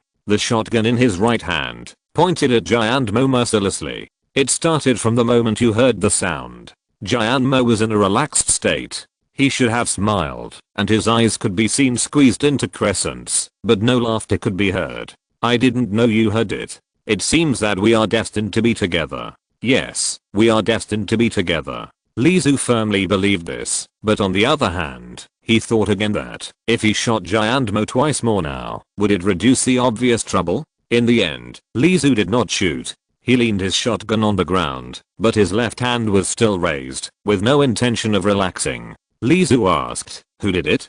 Giant Mo blurted out, which was an obvious answer for him. Of course it was you, me. As for the other toy man, it was indeed Lee Su himself. Lee Su also guessed that it had something to do with himself, but this was like Conan investigating a case. Before he had time to collect and summarize the evidence, he jumped out to give the answer directly. Isn't it too much to lower the reader's expectations? I never thought Black Adam could beat you. I checked the information last year. A group of Batmen with superpowers could lose to you, and you have been restless for such a long time. You must have captured most of the Batmen that Bruce brought from other worlds, right? Lee Su did not deny. Luthor contributed the most. I knew it was you too, but do you know that it was he who agreed to study that thing that can counter your ability? Giant Mo's head shook, probably still laughing. His head had become a lot bigger and irregularly round. Amanda Waller, that unpopular lady, just followed his orders. I thought she could catch you. Silence didn't think there was anything wrong with talking about the failed plan now. He probably couldn't hide any secrets in his current state. Many people in that team are Jason Todd's masters. This news surprised Lee Su. He knew that Red Hood had skills that were not inferior to Batman, but he didn't expect that he learned this skill from somewhere else. Silent was also in charge of leading the team. It seems that Silent also made a lot of efforts in Amanda Waller's action. Silent's head stopped growing, but it looked more irregular. He continued, when I first contacted him, he had just crawled out of the coffin. You know there is a pool in Rishaobu. You can live for a long time by soaking in it. The first person Jason Todd wanted to kill was me. I also wanted him to fight you to a draw. I didn't expect that you two shook hands and made peace. The enemy of my enemy is my friend. Silent seemed to have not expected the direction of the development of things, and there was still surprise in his voice. You are standing here, Ms. Amanda must have failed too? He seemed to be asking, but he was actually very sure. Lee Su nodded. I blew her head off. Giant Mo's head shook again. Probably he was laughing again. I know that's not you, Giant Emo continued. He recognized me, but he was not familiar with me, so when he caught me, I didn't plan to tell him about the complicated relationship between us. Complicated relationship? One's plan was broken by another, and he was threatened to run errands far away from home. But while running errands, he was still thinking about fighting back, so he came back confidently. In the end, he was locked up underground. The relationship is indeed complicated. Then what? Then, Giant Emo finally laughed, but it didn't sound not very clear. When he laughed, his voice turned into a strange murmur. Lizu could barely hear some clues, a bit like the language from God, recorded in the Book of Dagon. He could hear it most clearly during the time when his mind was the craziest. After completing his mission and escaping from Oakmont, the situation eased, but Lizu suspected that it was the effect of the drop of divine blood. Then I was locked up here, and he put something on me. Not only me, but you should have seen those people outside. Silence should be referring to the Arkham personnel who turned into various monsters. Are the people in Arkham Asylum all contaminated? Lizu asked. Contaminated. This word is well used. Silence praised. Yes, we are all contaminated. He laughed with strange syllables again. When I saw him, I knew that you were in trouble this time. Lizu didn't say anything.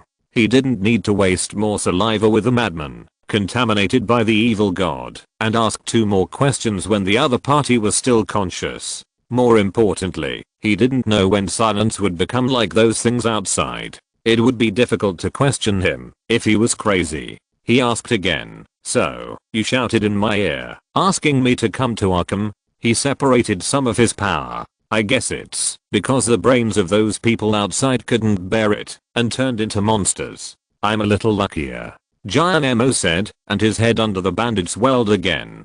Finally, the bandage broke free, and a winding octopus tentacle stretched out and coiled around his face. The lower half of his face was covered with octopus tentacles, and the upper half was covered with pale green scales, like some kind of sea snake. I learned to use this method to ask for help and send my voice out, but I didn't expect that the person who heard the voice was you. The meaning of his words was still emphasizing destiny, but he didn't say it this time, because he knew that, if he said destiny again, Lizu would have a high probability of crushing his head and saying destiny in return. Haha. Giant Emo laughed. When he laughed, his tongue would stick out. The tongue was similar to the structure of a worm. Every time he opened his mouth, the tongue worm would make a strange roar, which sounded like some kind of mumbling, with sticky liquid hanging down and hanging on the clothes. Lizu understood why it was difficult for Giant Emo to laugh. The worms would make sounds when he laughed, which was extremely strange. That power is down there, underground. The tentacles on Giant Emo's face twisted unconsciously, and that twisting was definitely unrelated to Giant Emo's consciousness. Lizu did not continue to ask about the so-called source of power or other things. He asked, how can I help? Save my life. Chapter 386 Etrigan. Ha ha ha.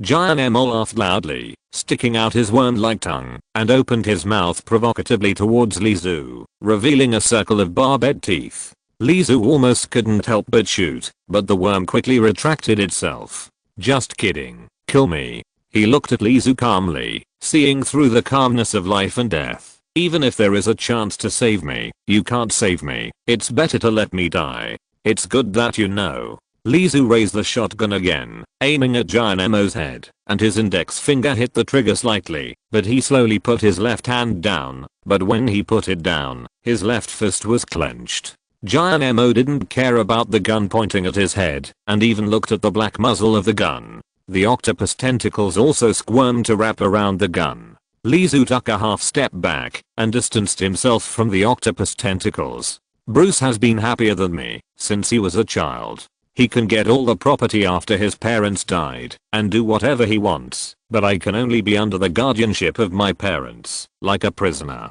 Silent's eyes were clear. He did not fall into madness, but the memories could not be hidden in his eyes. When he grew up, he became Batman. He surpassed me again, and had what I didn't have. After he went crazy, he had more, but I was still just an ordinary person. I want to make a big move in this city.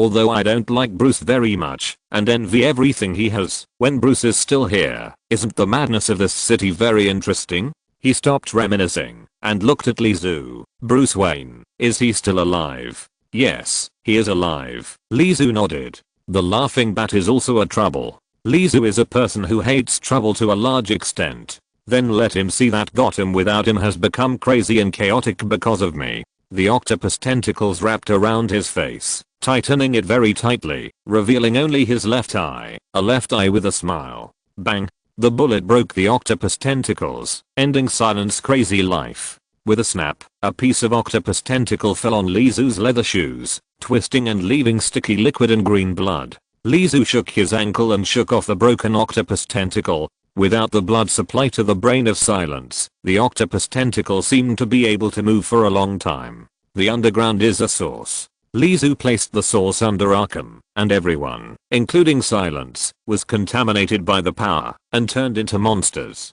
He is leading me here. Lizu put himself in the shoes of others and found that, whether it was the Toy City that only defended but not attacked, or the murmurs from Gotham, it was a multiple choice question. When there is only one option, people will resist it, but if there are two options, even if this is a fixed answer given, and the results are set, the person who makes the choice still has a feeling that things are developing under his control, and still feels that he is not being influenced, but has really made a judgment. What is underground? Lizu had a guess in his heart. Now there is only one thing. Should he go underground to take a look? A voice urged Lizu to leave, but another voice told him that going down quietly might yield a lot. Lizu turned around, his leather shoes stomping on the ground, making a loud sound. He turned around and walked towards the upper level of Arkham Asylum. He never felt ashamed to be afraid of death at a critical moment, and he realized that he was about to lose control of his madness ability and transform into a person who lost his emotions, reason, everything, and was only crazy.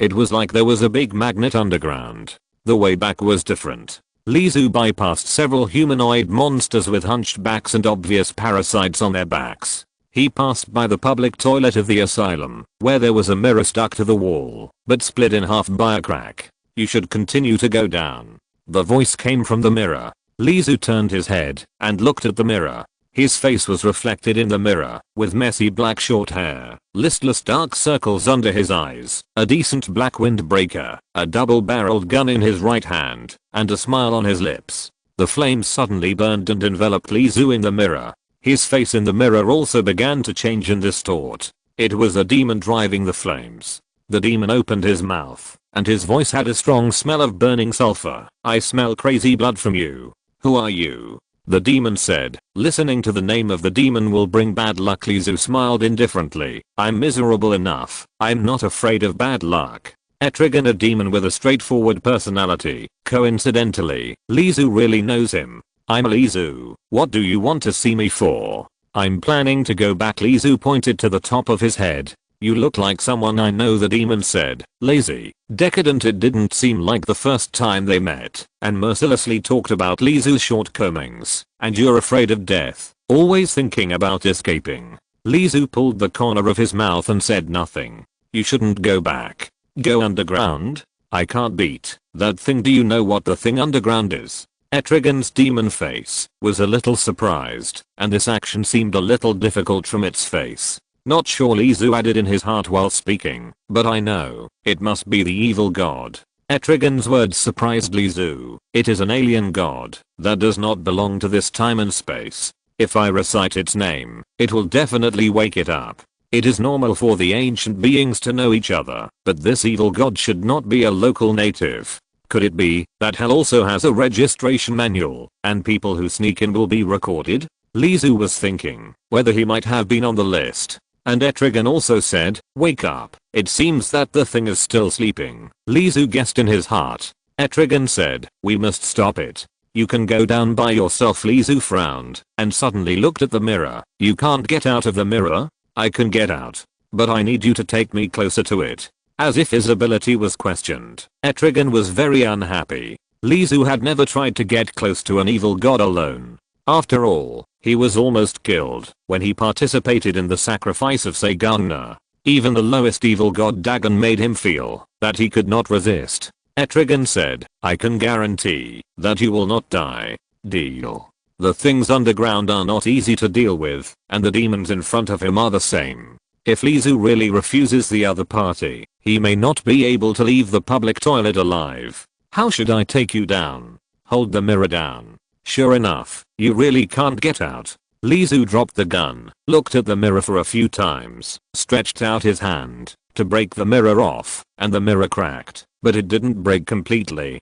Passing by the silent corpse again, walking towards the dark front, Lizu seemed to be able to smell the madness in the darkness. Not only did he walk for a long time, but he measured his feet, and should have been out of the scope of Arkham Asylum. There was finally some light in front of him, which was a narrow cave. Lizu crawled out holding the mirror. Under his feet was a cliff made of coral reefs. He stood on the edge of the cliff, as if he was in deep water. Not far from the Gotham River. Lizu roughly guessed the location in his mind. If it is not far from the Gotham River, then it is not far from the Toy City area, which is very convenient for Lizu to go back and forth. Boom. Lizu was hit hard in the chest by the mirror and fell back. Flames gushed out of the mirror crazily, and in a moment they gathered into a cloud of flames above the head, near the top of the cave, with a pungent smell of burning sulfur and billowing smoke. Etrigan's voice followed. Don't look down. Chapter 387, Twin Gods. Don't look down. What's down there? Curiosity and the pursuit of knowledge are human instincts, but between curiosity and life, Lizu made a decision quickly. Lizu looked at the reef cave above his head and noticed that the flames quickly condensed into a funnel and drilled downwards. A strange sound came from his left ear, strangely drilling into his mind, running along the artery to the blood vessels of his body. The frenzy ability was somewhat out of control. A woo woo woo sound came from the right ear, and Lizu could barely hear a name. Yogurt yogurt, yogurt, yogurt. The name was unclear, and the blood began to boil uncontrollably, and a ball of black matter wrapped around Lizu's body. Boom! Exclamation mark.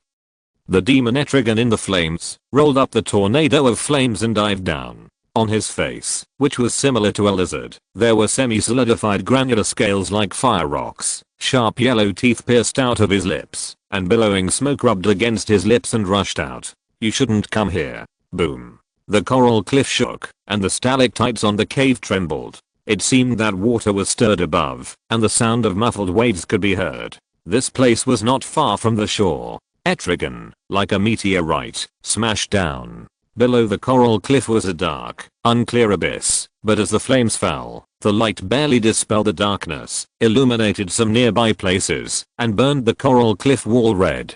Staying next to the falling Etrigan, a stone suddenly bounced up from the coral cliff wall, carrying wet dirt. The flames around Etrigan were scorching, and the flames from hell instantly burned the dirt that tried to approach into ashes, revealing its true appearance behind it, a thick octopus tentacle with grouper, about as thick as 3 people hugging together, and the crooked hard hairs on the octopus tentacles were like short spears. The octopus stretched out from the bottom of the abyss, which was unknown how deep, and whipped the demon's body. The flames followed and it almost broke. Such a high status. Etrigan's voice sounded very labored. If it were a lower life form, it would not be able to bear your whispers and your breathing. I'm Yogg-Saw. Shut up. Do not speak the names of other beings. The demon's voice was angry and a little anxious. The broken flames around Etrigan gathered again, even more intense than before, and the speed of falling was much faster, almost pulling out a straight line of red fire downwards. Whoosh whoosh. The wind of the wild hunt blew from the depths of the abyss, followed by another thick tentacle. Etrigan was hit again, which completely interrupted Etrigan's downward trend and even whipped him upwards. Boom. There was a thunderous explosion in the depths of the abyss, but no lightning was seen. Instead, there was a tentacle that was slightly thinner than before, but faster and faster than lightning. Etrigan was whipped away again, and its back hit the stalactite above its head, but it did not penetrate the small cave. Etrigan landed on the coral. The flames gradually died out, revealing his burnt yellow skin. The tattered armor and the curled and cracked cloak just fluttered in the wind. Etrigan turned his head to look in the direction of Lizu. Lizu's figure had disappeared, replaced by a thin and tall figure wearing a black cloak. The black cloak seemed to be alive, twisting unconsciously, occasionally revealing what was under the cloak. But it would cover it in an instant, as if everything was just an illusion. Pressure suddenly hit Etrigan, and he quickly retracted his sight and turned his head to look. A huge shadow enveloped the two figures. It was a huge head. The huge octopus tentacles that whipped Etrigan just now were just some hairs growing on the head, like a beard. Just a head occupied this space. No, this space seemed narrow, but strangely boundless, as if anything could be put in it. The cloak was slightly raised, and Lizu looked at the huge shadow.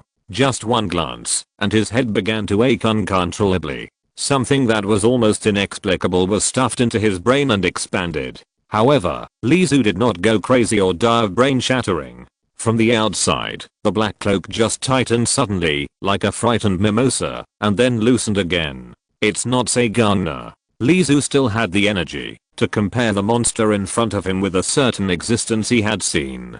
Just as Etrigan said, its status is very high, far above Dagon, but it is not to the point where it cannot be endured. Is my brain able to bear more things, or am I able to bear it more easily because I have become like this? Is frenzy a state of simply becoming stronger, or is it a form that is closer to this monster? I'm Etrigan. The demon's scorched skin was filled with billowing smoke, and the flames burned with it, turning into its armor, its cloak, and its claws. Its voice was deafening, like the roar of a volcano, as the last wrath of the old gods on earth. I warn you. Go back. Leave this world. Leave this space. Run away like a cowardly mouse. Run to the end of time. Etrigan rushed towards the huge monster, and the squirming monster resisted, but in Lizu's eyes, it was more like two beings beyond his comprehension, fighting each other. Watching it so closely, his brain was so painful that it almost tore in half. The blazing flames occupied Lizu's sight. I promised you, so you won't die here. Lizu was caught in a ball of flames, and flew out of this space uncontrollably. Etrigan's voice came faintly from behind. From now on, you may only be able to stay like this. The flames threw Lizu to the ground of Arkham, and the silent body was not far away. The world of flames and darkness was like an illusion, completely separated from him. Lizu turned around quickly, but his black cape quickly shrank. In the blink of an eye, he turned back to his original human appearance. Actually, I can control myself.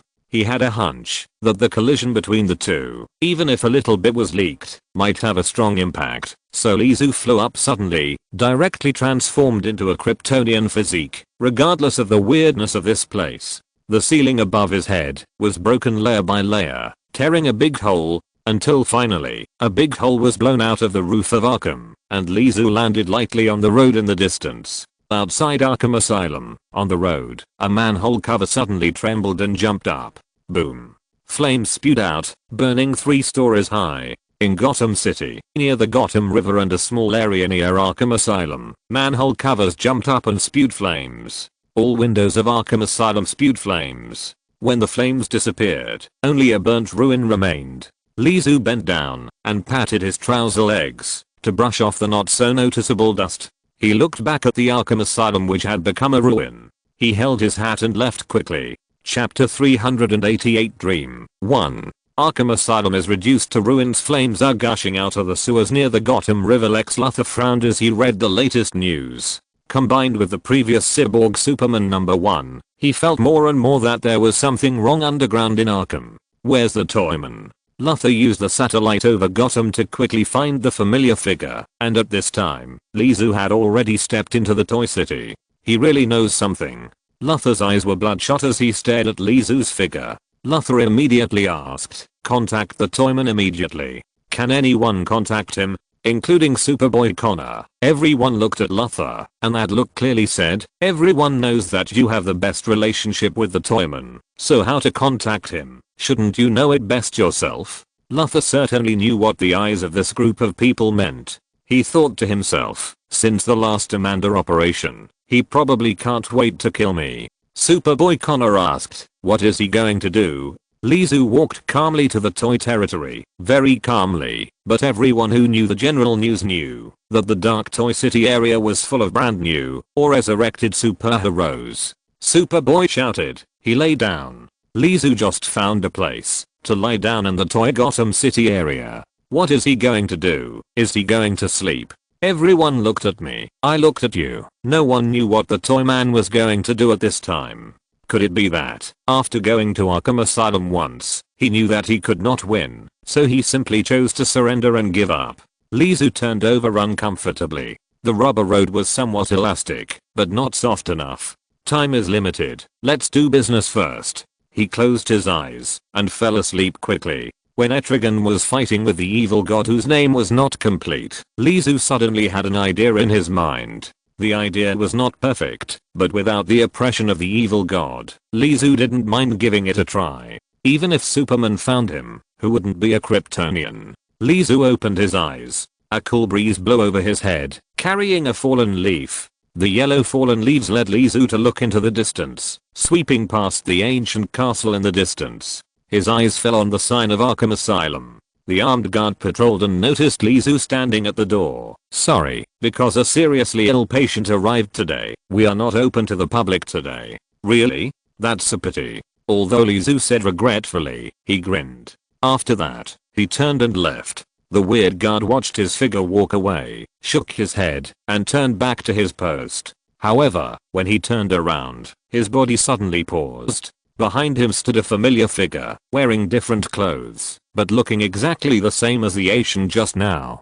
The guard subconsciously grabbed his gun, his Adam's apple moving, with saliva.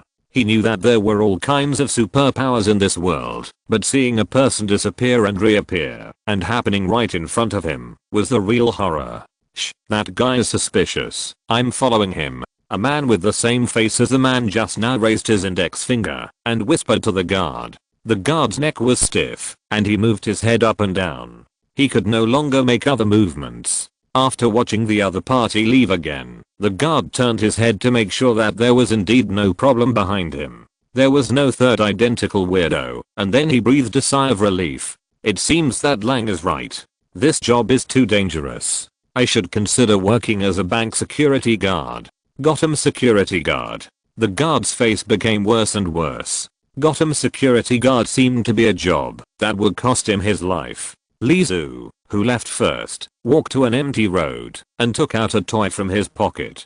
It was a plastic motorcycle toy. He put the toy on the ground and pressed the toy with one hand. After half a minute, the toy slowly swelled up, separated from the plastic material, and turned into a motorcycle sprayed with bright paint. Lizu raised his legs and sat on the motorcycle, heading deep into Gotham. Behind him, no, above his head, another Lizu was floating above his head, hugging his shoulders, and watching everything quietly. The motorcycle stopped at the police station. Lizu got off the motorcycle and pushed the door to walk into the Gotham police station. I'm looking for Commissioner Gordon. He found a female police officer with ease.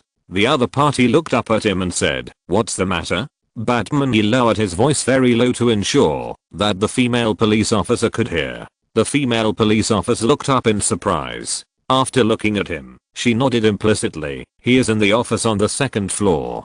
Go up and I'll call him. Lizu was not surprised by this situation, as if this was an action he had done many times. The stairs are. The female police officer was about to point the way, but found that Lizu had turned around and walked around the two doorposts and walked up the side stairs. Strange. The female police officer shook her head and picked up the phone. Commander, someone is looking for you, about Batman. Lizu came to the door of the office, but did not knock on the door immediately, but waited quietly. About 5 minutes later, the office door was pushed open and a male police officer with a grey face came out. Knock knock. Then he started knocking on the door. Come in. Lizu pushed open the door. There was only one person in the office. The middle-aged director took off his glasses and wiped them with the corner of his clothes. He said, "There are dust particles on the clothes. Rubbing your eyes with the corner of your clothes will only accelerate the wear of the glasses and make them less and less clear. I'm now presbyopic and myopic." Director Gordon looked up at Lizu. "But I guess you are not here to discuss vision correction with me, right? You mean Batman?" Gordon put on his glasses and stared at Lizu while pressing on the table. Lizu nodded. "I know who Batman is." Gordon shook his head and said, "There is no need. We understand each other and cooperate with each other. You don't think so in your heart, of course. Mr. Director, I'm not here to sow discord. I hope you can help me find Batman tonight. Gordon frowned. Don't you know who he is? I know who he is, but if a small person like me goes to him, he may not pay attention to me. Big man. Gordon pondered. He didn't care about Batman's identity as he said. What do you want to talk to him about? A disaster is about to happen. It will not only sweep across Gotham, but also the entire Earth. His expression was serious and he emphasized, he should understand, apocalypse. Gordon didn't understand the so-called apocalypse, but he could understand the urgency of the matter, so he nodded. I will help you contact him. At night, the Batlight came on. Chapter 389 Dream 2. Pollution. Leaden clouds were pressing down on the top of the Gotham Police Department building. Commissioner Gordon put his hands in his pockets and quietly looked up at the Batlight projection on the sky. What's the matter? A hoarse voice came from behind. Commissioner Gordon turned his neck and looked around for several times before locking onto the inconspicuous figure in the corner. The man wrapped himself in a black cloak, like a vampire. Gordon looked at the figure not far away from him, who was emitting a nightmare-like horror all the time. Harvey, do you remember him? Harvey Dent? Batman asked. Yeah. Gordon nodded. What's going on? He's missing, and his mood is very unstable. Missing? Batman's voice was so heavy that it was difficult to hear the ups and downs of his emotions. Batman continued. I just came back from Arkham not long ago. The Joker? Gordon guessed what Batman was busy with recently. He's very cunning. Batman commented. He is one of the most dangerous people in this city. Gordon admitted Batman's evaluation. In his opinion, the Joker is not only dangerous, but also a person with no special abilities, but has the power to make the city crazy. Batman was silent for a while, and when the wind tried to lift his cape for the third time, he said, I will pay attention to where Harvey goes. He used to be the hope of this city.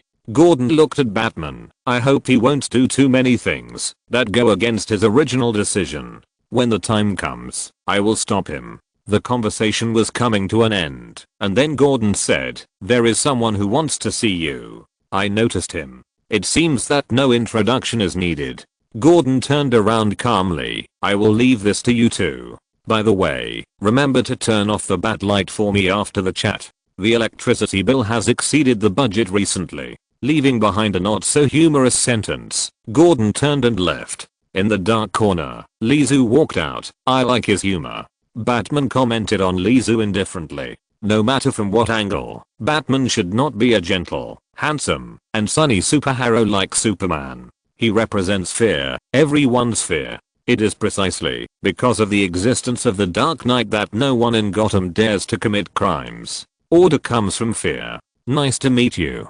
I forgot to introduce myself. I am. He opened his mouth and uttered a few words. At the same time, another Lizu was hiding in the leaden clouds of Gotham. He suddenly realized, so this is what happened. He already had a general understanding of the power of himself. The conversation on the roof of the police station did not last long. After the lights went out, Batman had left. This may have been just an ordinary conversation in Batman's eyes, but Lizu on the cloud knew very well what himself said just now. Because he had heard the first half of this name with his own ears. I'm the son of Yog-Sothomaza. It felt strange to Lizu as well. He saw himself admit with his own eyes that he was the son of that disgusting giant monster, and he was proud. It is estimated that Batman will only think that he has communicated with a weirdo and will never believe that this is a name full of curses. Read the name of God, and God will surely perceive it. Lizu himself acted as a bystander, hiding in the corner and watching the development of everything. He began to sort out the development of things and came to many conclusions. A week passed quickly and Gotham seemed normal, but a case caused quite a stir. Scarecrow died. He died in an accident fighting Batman, which made the media in Gotham point the finger at Batman. Many people accuse the vigilantes of interfering too much and even dared to go beyond the law and deprive human lives. They will become new murderers wearing weird capes, but some people think that Batman is eliminating harm for the people. Scarecrow has never done good things since his debut. Now that he is dead, more people will survive in the future.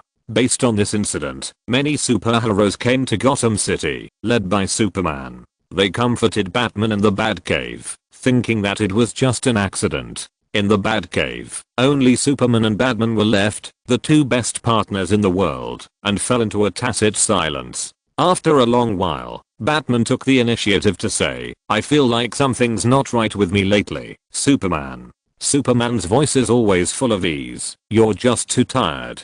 "Really?" Batman turned around. His eyes were filled with red bloodshot, and he stared at Superman with mental exhaustion. "There's a voice in my head that keeps thinking about it. Whenever I go out for patrols late at night, I hear auditory hallucinations in my ears." Superman smiled. "That may be your body telling you that you should change your biological clock and go to work during the day instead of staying up late at night." Batman looked at Superman for a long time before lowering his head. This action was very concealed. He quickly put on the indifferent attitude called Batman. "You shouldn't have come. We are worried about you, Bruce. There's something wrong with my body. I suspect I have contracted a mentally contagious virus. The way it spreads is unclear, but it is certain that it is very unwise to get together." Batman turned his back and said, "Especially you, Clark. You are the most dangerous after losing control." Superman still looked cheerful. "Don't worry, I don't feel like there's anything wrong with me. And don't you have a plan to subdue me if I lose control?" Superman seemed to be talking about a trivial matter, not a plan that would kill him. After Superman left, the others left one after another. Everything seemed normal, and Gotham once again returned to its ordinary daily life. Someone escaped from the Arkham Asylum, and Batman went to catch him and threw him back to the asylum. Round and round, like endless mechanical work, all that was left in Gotham were all kinds of screams, exclamations, and ha ha ha crazy laughter. 3 months later, Lizu sat at the door of a coffee shop. He was flipping through the news from the Daily Planet. Lois Lane reported on Superman saving Metropolis from an alien meteorite. Everyone acquiesced that this lucky girl always got exclusive news about Superman. The computer page slid, and the next news was that the large-scale whaling in the ocean attracted the Atlanteans. Aquaman stood with the people of the Marine Animal Protection Organization to discuss how to protect marine life, especially to eliminate whaling-related behaviors. Ding-ling-ling, the door of the coffee shop opened. Lizu paused, but on the surface he didn't change. No one would notice the slight pause. The person who came was Lex Luthor, but it wasn't Lizu who made the appointment. Lex Luthor looked around and went up to the second floor. After accompanying himself in a dream that lasted for 3 months, Lizu himself felt extremely tired. Chapter 390 Dream 3 Shadow of Historical Time. On the second floor, Lex Luthor looked around, and the figure sitting in the corner with a cowboy hat caught his attention. "I thought you would be harder to find." Luthor pulled out a chair and sat opposite the man. The cowboy hat slowly lifted up, revealing a face covered with thick white paint. He forced a big smile, funny but scary. "The Joker." Lex Luthor and the Joker, the two of them actually met secretly. The Joker grinned. "Are you interested in taking an adventure?" Luthor was serious. "Tell me what you know." He is no longer Batman, and Superman is no longer Superman. The Joker lowered his voice, but couldn't help laughing. Many people were attracted by his weird laughter. They seem to be playing a particularly crazy game. I asked someone to try it. Read out a name. That name has been circulating for a long time. Everyone who reads out that name is dead. Dead. He nodded vigorously, confirming his judgment. Maybe he just nodded habitually and laughed. Name. Luthor was puzzled. Shh. The Joker raised his index finger in an exaggerated motion. He turned his head left and right, lowered his voice, but couldn't suppress the laughter in his throat. I tried, but it didn't work. I didn't feel like I was going crazy, and everything was still the same. Luthor said coldly and mercilessly. "That's because you are a complete lunatic," the Joker said regretfully. "Is that so? That's a pity. I think they look really interesting when I see them, but it's a pity that I can't integrate with them." So, the changes in Superman are related to that name, and even Batman is different from before. I heard that, when he was doing it, he accidentally let Scarecrow fall to his death.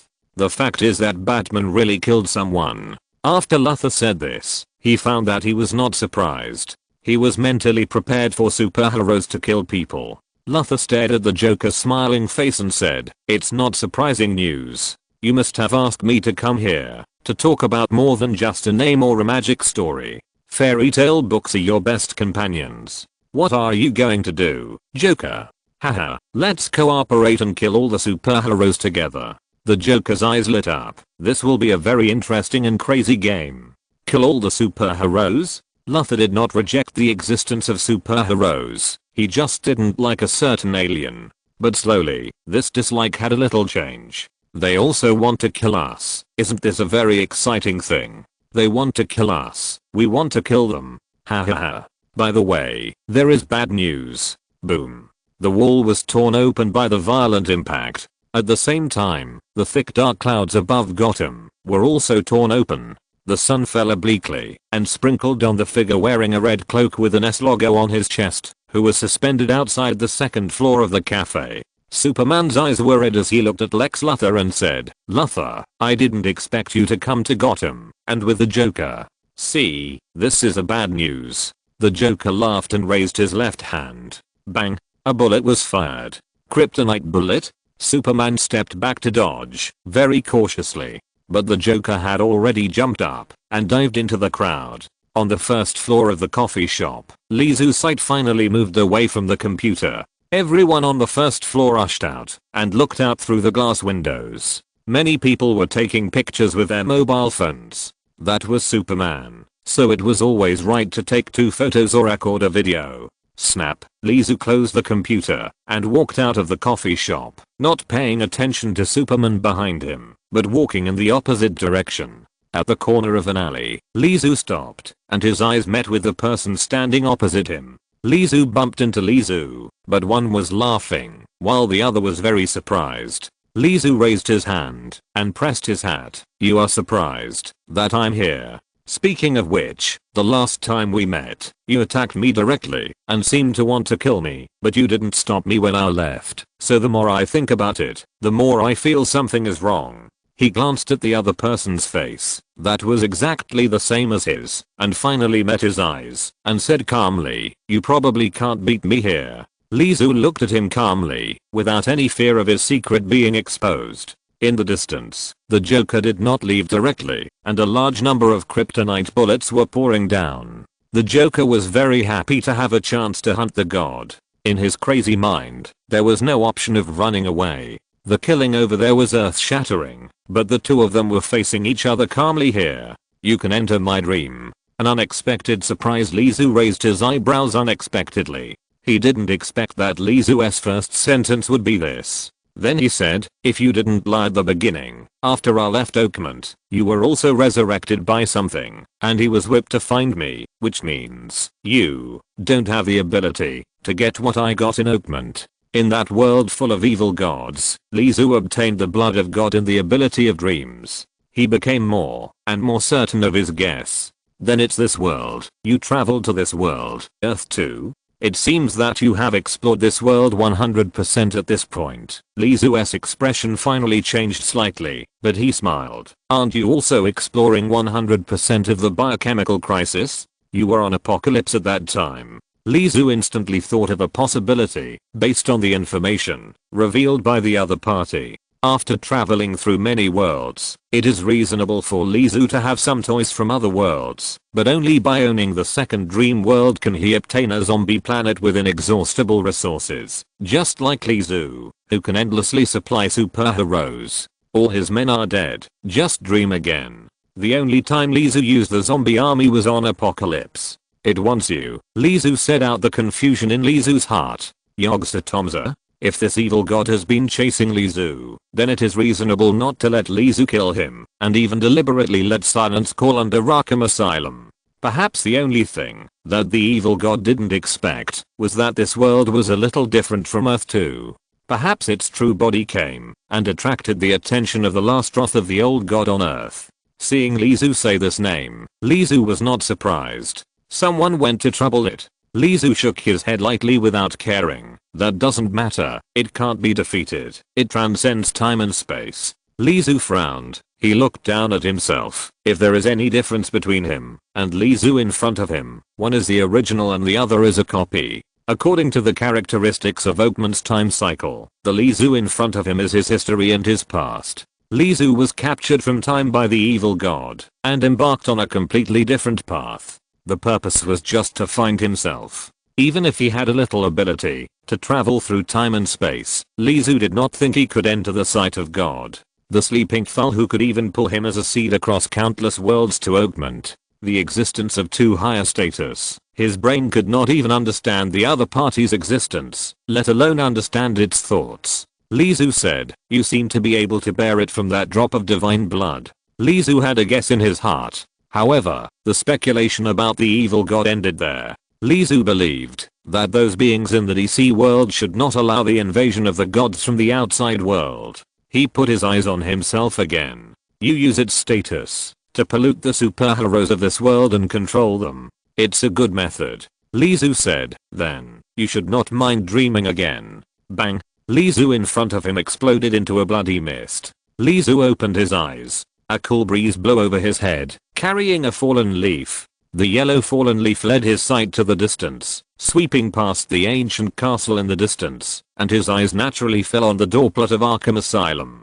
The guards patrolled with live ammunition, and he noticed Lizu standing at the door. Sorry, because a seriously ill patient is coming today. It is not open to the public today. I lost this time. He did not leave again, and went to seek the power to pollute this world according to everything he had dreamed of. Lizu came over. Don't try again. It's almost dawn, and my dream is about to wake up, said Lizu. He did not have the dream ability, and could not sleep, and wake up as he pleased. Everything had to follow the biological clock. Lizu suddenly found that he could enter the dream freely, and combined with the second dream, it was a real perfect combination. Chapter 391 ending. With his eyes covered by his eyelids, he could see a faint red shadow. When Lizu opened his eyes completely, the sky was already grey and bright. There were no thick clouds in Gotham today.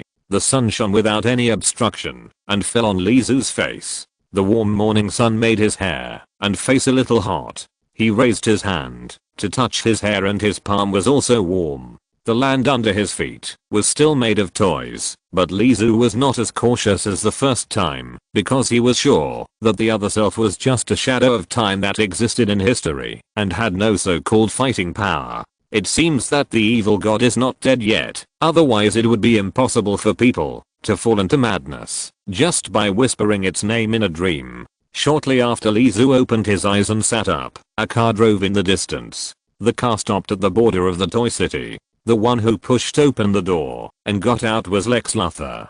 The look he gave Lizu clearly said, "What do you know?" "I can't tell you what I know." Lizu was relaxed, turned around and walked deeper. Now he was sure that Lizu was far inferior to him. Even he couldn't turn half of the city into toys, let alone Lizu who was just his own shadow of time. There must be only one person who could do all this, the evil god Yogg-Sothomaza.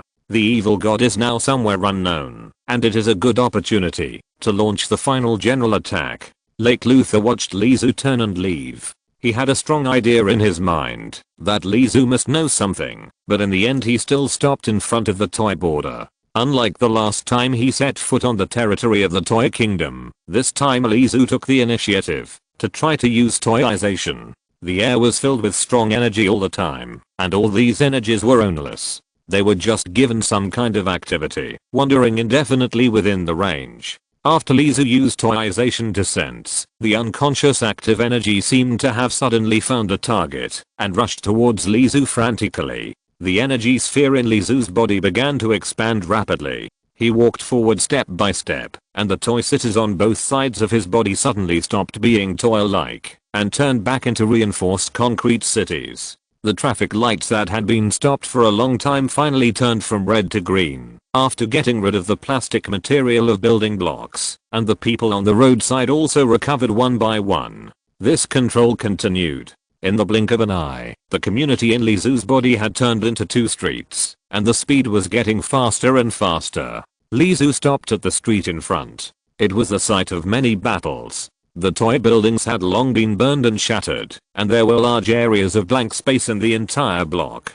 Li Zu's heart moved, pulling the unconscious flow of energy to roll over the brand new plastic streets, high-rise buildings. Everything seemed to have never been damaged. He continued to walk forward, and the reconstructed toys also came alive. Indistinctly, Li Zu seemed to feel something. In the prompt, the proficiency of toyization, which had not increased for a long time, was also steadily improving.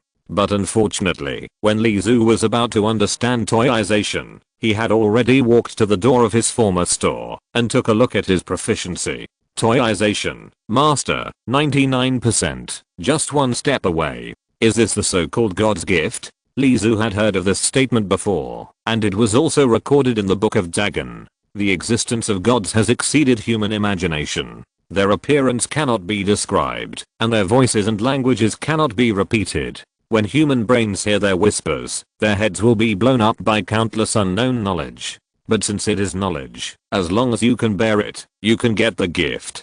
This piece of completely ownless energy should be the gift of the evil god Yog-Sothoms to his own historical time shadow. He retracted his attention. The toy city had disappeared, and the energy completely poured into his body. The energy ball in his body also changed from the size of the original community to 1/3 of Gotham City. This is the energy that can completely construct all the living and non-living toys of 1/3 of Gotham City, and then give it alive. Li Zu opened the door of the toy store, and just as he walked in, the muzzle of the gun stopped him. The soldier named Heavy Artillery stared at Li Zu nervously. He kept changing the angle of his right hand, with his index finger on the trigger, his head tilted to the right, and looked at Li Zu's face through the crosses. The clearer they saw his face, the more panicked they, including the Heavy Artillery, became. Li Zu didn't talk much to these soldiers. Ouch. A ghoul from the shelf pounds down and hugged a soldier. Bang, bang, bang, bang. Ah. The soldier was bitten on the neck, screamed in fear, and fired subconsciously. The bullet swept upwards and pierced through the ceiling that was already broken. Several soldiers quickly turned around and fired at the ghouls. The dense bullets easily killed it. But before they could breathe a sigh of relief, another deep diver jumped out from the shelf and fell to the ground. The bullets hit it in an instant, rumbling and wrapping around it. The bullets made its scales fly, and the deep diver howled in pain and pounced on the nearest soldier. Then another ghoul pounced down, one after another. In the blink of an eye, only the soldier, Chang Peo, was left standing. The ghouls with blood and flesh hanging from their mouths had red eyes and shouted strange sounds that were obviously not human, surrounding him in a circle. Chang Peo kept retreating, watching the toys on the shelf still become alive, and jumped to the ground. He finally gave up resisting and dropped his gun. Surrounded by hairless hyenas and humanoid scaly monsters, Li Zu seemed like a monster king. He glanced at Chang Peo lightly, and Chang Peo couldn't suppress the fear in his heart. They just looked the same, but the one in front of him was more terrifying than the one he remembered. Li Zu asked, "Where is he?" "In the back." Chang Peo lowered his head, not knowing whether he was afraid of Li Zu's gaze or afraid of seeing those monsters with bared fangs and claws. Every day in this world, it is his rest time, and no one can disturb him. Rest time. It should be dream time. No matter what method Li Zu used to explore 100% of Earth 2, he had no way to control his dreams, which meant that he could not enter and exit the dream at will. The fact that Li Zu had not encountered the enslaved Superman until now can illustrate the problem. Because the Li Zu in the dream was killed, and the dream was restarted, everything he got in the dream would disappear with his death. This is also the reason why Li Zu can treat Superman as a disposable item. After Superman was killed, he only needed to have a dream to make Superman reborn. His attitude of not hiding anything, and the powerful strength he showed when he first appeared, gave people a false impression. Combined with the real Li Zu in this world, people would subconsciously think that he was a difficult opponent. If you're listening to this novel on a channel other than Fanfic World, it means they downloaded and uploaded it without effort. We cordially invite you to visit our channel, Mundo Fanfic Novelos. There you'll find the original version of this story and you can explore many other novels of various genres. We're waiting for you to immerse yourself in a world of incredible novels. Chapter 392. Have you seen my Dark Knight? Not to mention others, Li Zu himself was also trapped in a strange circle of thinking. This was also a bold assumption he made, based on the strange things before and after. He believed that everything was a deliberate attempt to deceive. The other party did not kill him, because he could not do it. After Lizu tried to sneak into his dream, he really discovered the truth about Lizu. He walked into the warehouse. Lizu on the small bed in the warehouse had woken up, and looked at him with open eyes. Lizu looked at the other party and said, "There is a bed upstairs. I'm sleepy, I can fall asleep anywhere." He sat up, and scratched his hair. "I can feel that it is in trouble, but it is unlikely that you can kill it directly." He raised his head, and looked at Lizu. "Although I also know that I can't beat you. No one wants to die, right? Especially as the past. He was killed twice by his own future. It seems that you also know your origins." Lizu couldn't help but grin. The other party knew the relationship between them, so it was reasonable for them to hate Iron but not Steel. Seeing that future was so miserable, not conquering the whole world, but staying in a corner of Gotham City, especially when I had already made a lot of achievements. Lizu said again, "Do you mind telling me where you went?" "Just one place." He raised his head, and looked at Lizu. "Earth 2, I can come to this planet. Darkseid has made a lot of efforts. He regards it as a pioneer to Earth." Lizu really didn't expect this. So in the end, the black giant who once glared at him through the time and space gate with Omega Rays was the culprit? Or maybe Darkseid had some kind of deal with the evil god Yog-Sothomaza. One wanted the Vanguard army, and the other wanted Lizu. Lizu lowered his head again, and looked himself up and down. "It shouldn't be able to catch up with you in a short time, but it's not good to relax too much. There are too many beings in this world that can transcend time and space. Weak beings that travel through time and space are likely to attract the interest of certain beings. You know." After chatting for a while, a gunshot rang out. The body fell in front of Lizu, as if it had been wiped by an eraser, and the body on the ground disappeared without a trace. However, he helped Lizu confirm one thing, that the missing tyrant had nothing to do with him. That is, it was not done by Amanda Waller, nor was it related to the evil god, nor to Apocalypse. The lost toys were obviously taken by someone else. And he left something for Lizu, which was a scene that he had seen in an instant through the eyes of Yog-Sothomaza when he traveled through time and space. The tall monster like a natural chasm roared in the sky, spewing atomic breath from its mouth. Lizu turned around and walked out of the warehouse. The gals had already trotted back to pick up 3 toys, Harley Quinn, Shirley, and Hawkgirl. He waved his hand, and the gals and deep divers jumped back onto the shelves and turned back into toys. Only the shelves shook a little. Heavy Artillery looked up at Lizu, then lowered his head. After the gunshot, only one person walked out. He guessed who was the last person to survive. Lizu ignored this surprisingly timid soldier. He looked outside the door, where a number of military green armed vehicles had parked in front of the toy store. The person who got off the car was Lex Luthor, accompanied by Superboy. There was also a general who looked like a high-ranking official, walking side by side with Luthor. "Toyman, we need an explanation. You are scared by my history, but you dare to show off in front of me." Lizu looked at the military general who combed his white hair meticulously, pulled the corners of his mouth to both sides, and smiled. "Leave this to me." Lex Luthor took the initiative to block the military general. The Toyman didn't know what he found in Arkham Asylum. Then Arkham Asylum was engulfed in fire, and half of Gotham's underground sewers were also covered by flames. And early this morning, everything was successfully restored. This is an opponent who has the power to revive the Justice League infinitely. How did the Toyman do it? Was it absolute force or trickery? And what is a so-called Earth 2? Before everything got a specific answer, Amanda Waller was the end of rashly provoking the Toyman. All these weirdos in Gotham couldn't stand the threat. Let's talk about it when we have time, Toyman. I think we should have a lot to talk about. Lizu narrowed his eyes and looked at Lex Luthor, then looked at the white-haired general, nodded happily and got on the military green car. As soon as he got in the car, Lizu felt that his energy was cut off at the first time. In other words, the toyization was affected again and could not be used. But after experiencing the special feeling in the morning, he tried to imagine the change in his mind. In the toy store with the door closed, Shirley and Harley Quinn's toys suddenly recovered. Outside of time and space, flames collided with darkness, and invisible energy waves stirred up waves in space. The roar could not be heard here. Etrigan stood in the dark space, staring at the huge monster in front of him. The battle had to stop, because an unexpected existence appeared here. It was huge and hunched.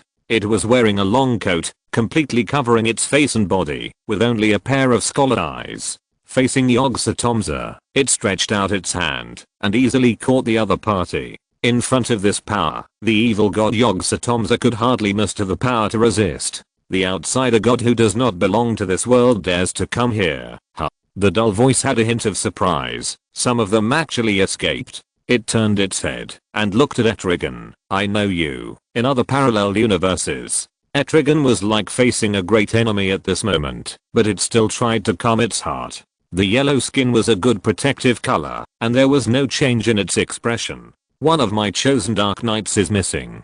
No, he has also disappeared with many of my knights. It seemed to be talking about a trivial matter that was not worth paying attention to, the kind of trivial matter that was very annoying, but not worth paying attention to. Have you seen them? Etrigan looked directly at him. I'm from hell. If you can clearly tell me your knight, I may be able to try to help you recall. Facing a powerful existence that was unwilling to express its own thoughts, it chose to treat it with caution. He came from the human earth, a place called Gotham City, where he was the Dark Knight, called Batman. The laughter at the end of the sentence was very strange.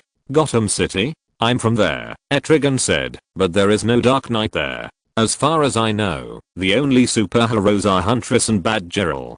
I once determined his location, but he disappeared from my universe. Someone from another universe replaced him. His uniqueness makes it impossible for there to be two of him in the universe. Now, I still need to continue looking for him. The space was calm, and the communication disappeared, as if it had never appeared. Etrigan watched the strange figure disappear without a trace, put away his thoughts, turned into flames, and tore through space. His mission was accomplished. Chapter 393, The Hero Among Villains.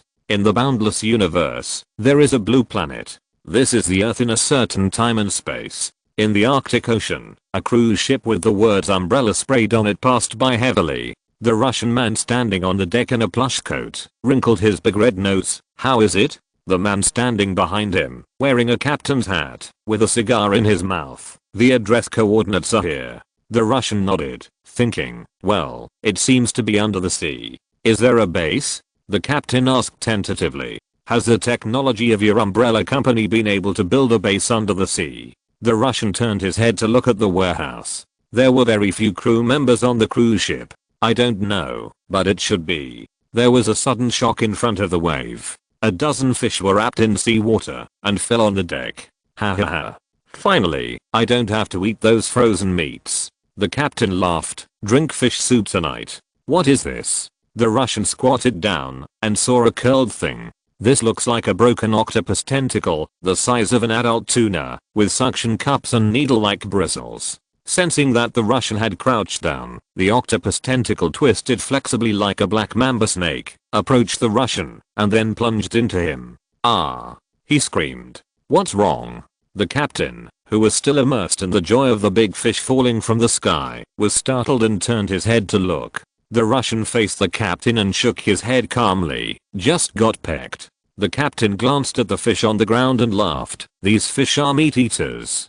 Do you want to try the fish soup stewed on our ship? No need. The Russian had a cold expression. His right hand was hidden behind his back, and in the sleeve of his plush coat, an octopus tentacle replaced his palm and twisted. I didn't expect it to be so fast. Here it comes. Here it comes. A sailor reported the situation, and soon saw two small boats coming quickly in the distance. Armed security personnel with live ammunition standing on them, with the logo of the umbrella company on their clothes. Where are the things? The leading security guard looked at the Russian.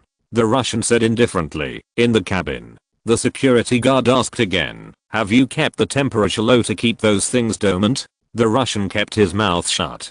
Fortunately, the security guard did not ask in detail. He took out a heavy box. I have something for you to take back. You must hand it over to the doctor in person. This is the latest result. The handover was soon over, and the cruise ship returned. For the captain, this was just an ordinary trip.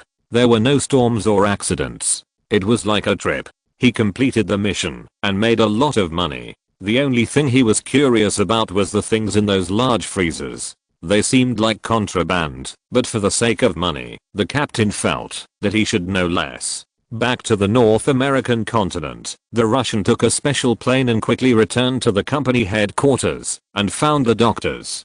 Dr. Isaacs and Dr. Marcus, as well as Dr. Marcus's daughter. The Russian handed the box to the two doctors, but did not leave immediately. He learned some key information and compared it with the memory he got from Lizu's shadow of historical time. Umbrella Corporation, Resident Evil, he will come to this world. It decided to lurk in this world, completely change the results of everything in history, and directly occupy Lizu's body. At the same time, it also found that the monsters created by the biochemical virus can restore its body to a certain extent. Although it is still fragile, it can increase its chances of winning when facing Lizu. After being almost crushed to death by the nameless existence, its remaining strength made it difficult to kill even one person. Alicia, the girl in a wheelchair, is obviously a good choice. It can make its actions easier. After a while, when the lazy man and the Umbrella Corporation appeared, Alicia, hiding behind the scenes, had made her own preparations and was ready to take action. The huge military base is in a small city not far from Gotham, close to the highway. Fully armed things are patrolling closely. Lizu followed the general and Luther out of the car and quietly raised his little finger. Toyization, or the so-called wave frequency interference. This military base has made strict defenses. By disrupting the frequency of energy transmission, Lizu's toy-like ability was invalidated.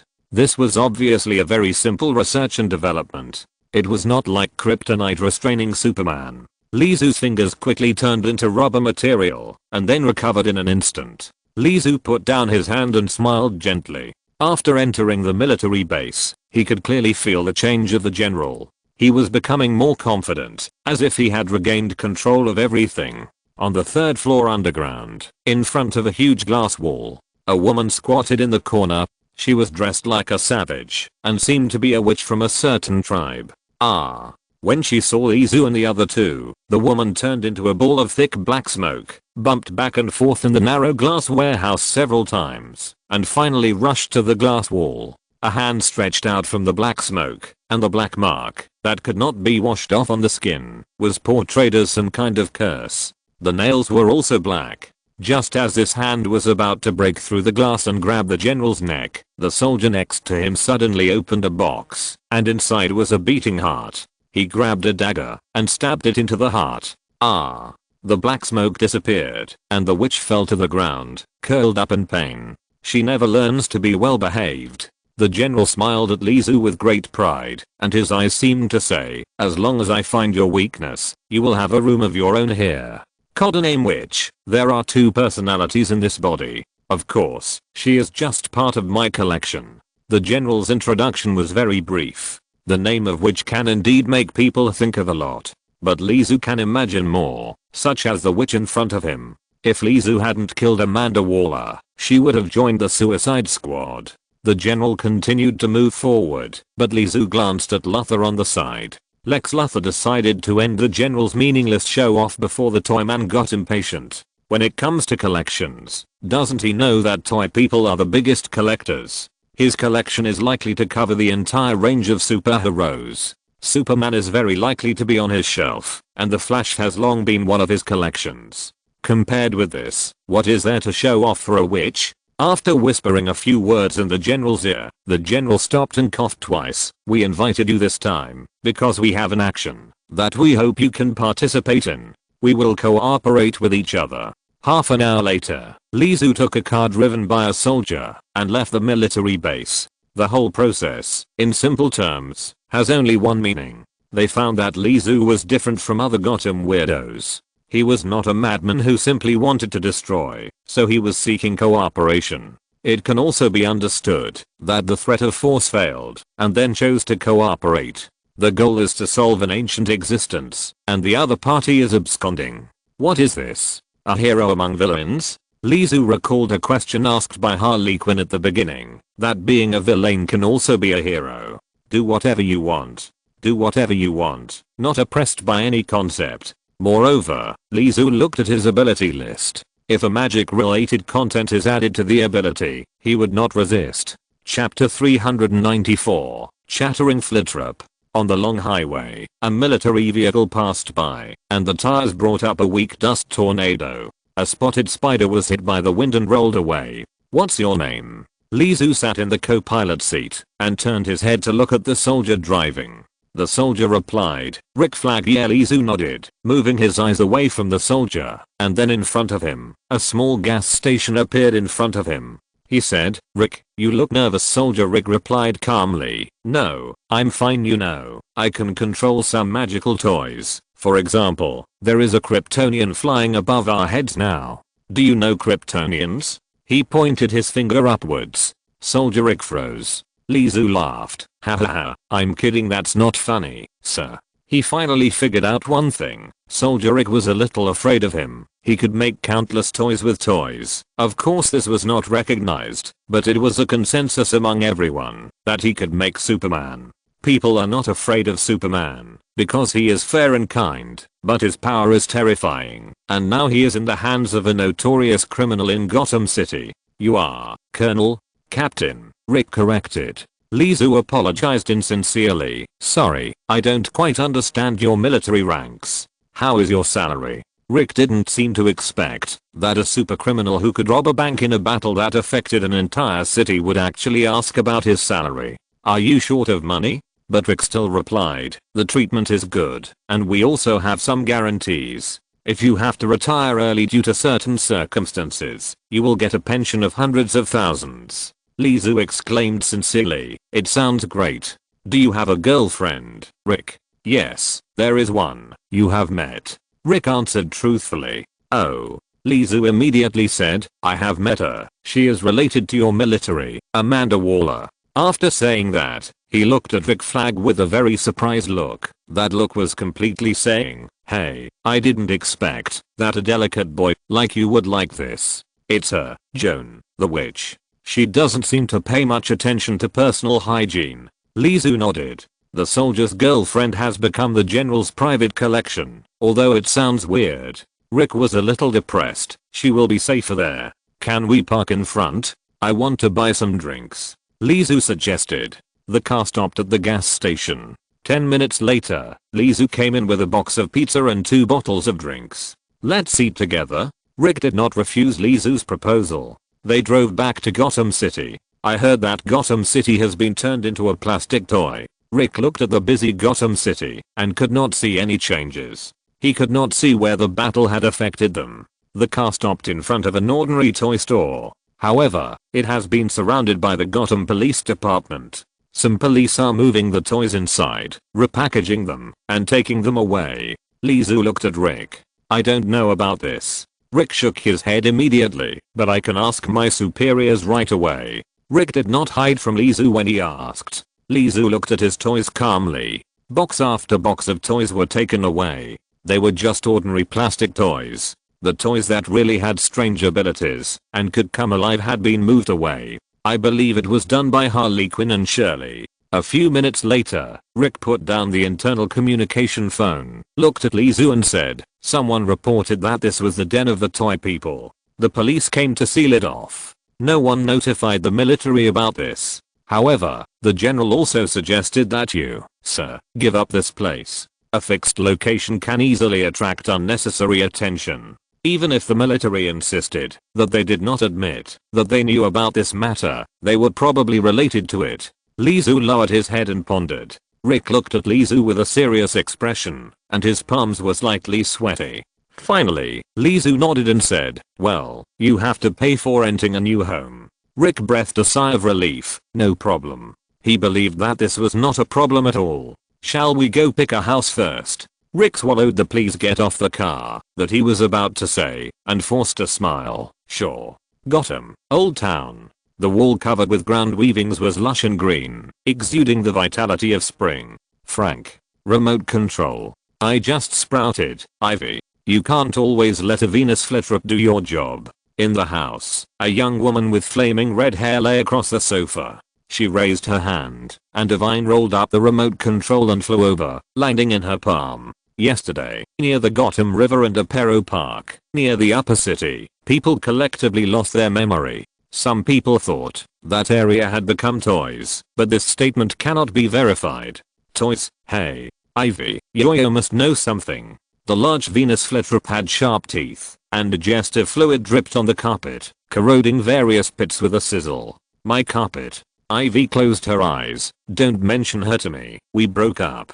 Why? Because she always wants to be famous. She is Harley Quinn. Even if she is Harley Quinn from another time and space, it can't change her crazy ideas. To be honest, I like her crazy look. It's been really quiet these few days. I'm a little uncomfortable. Frank said. No, it's for some other reasons. Birds of prey?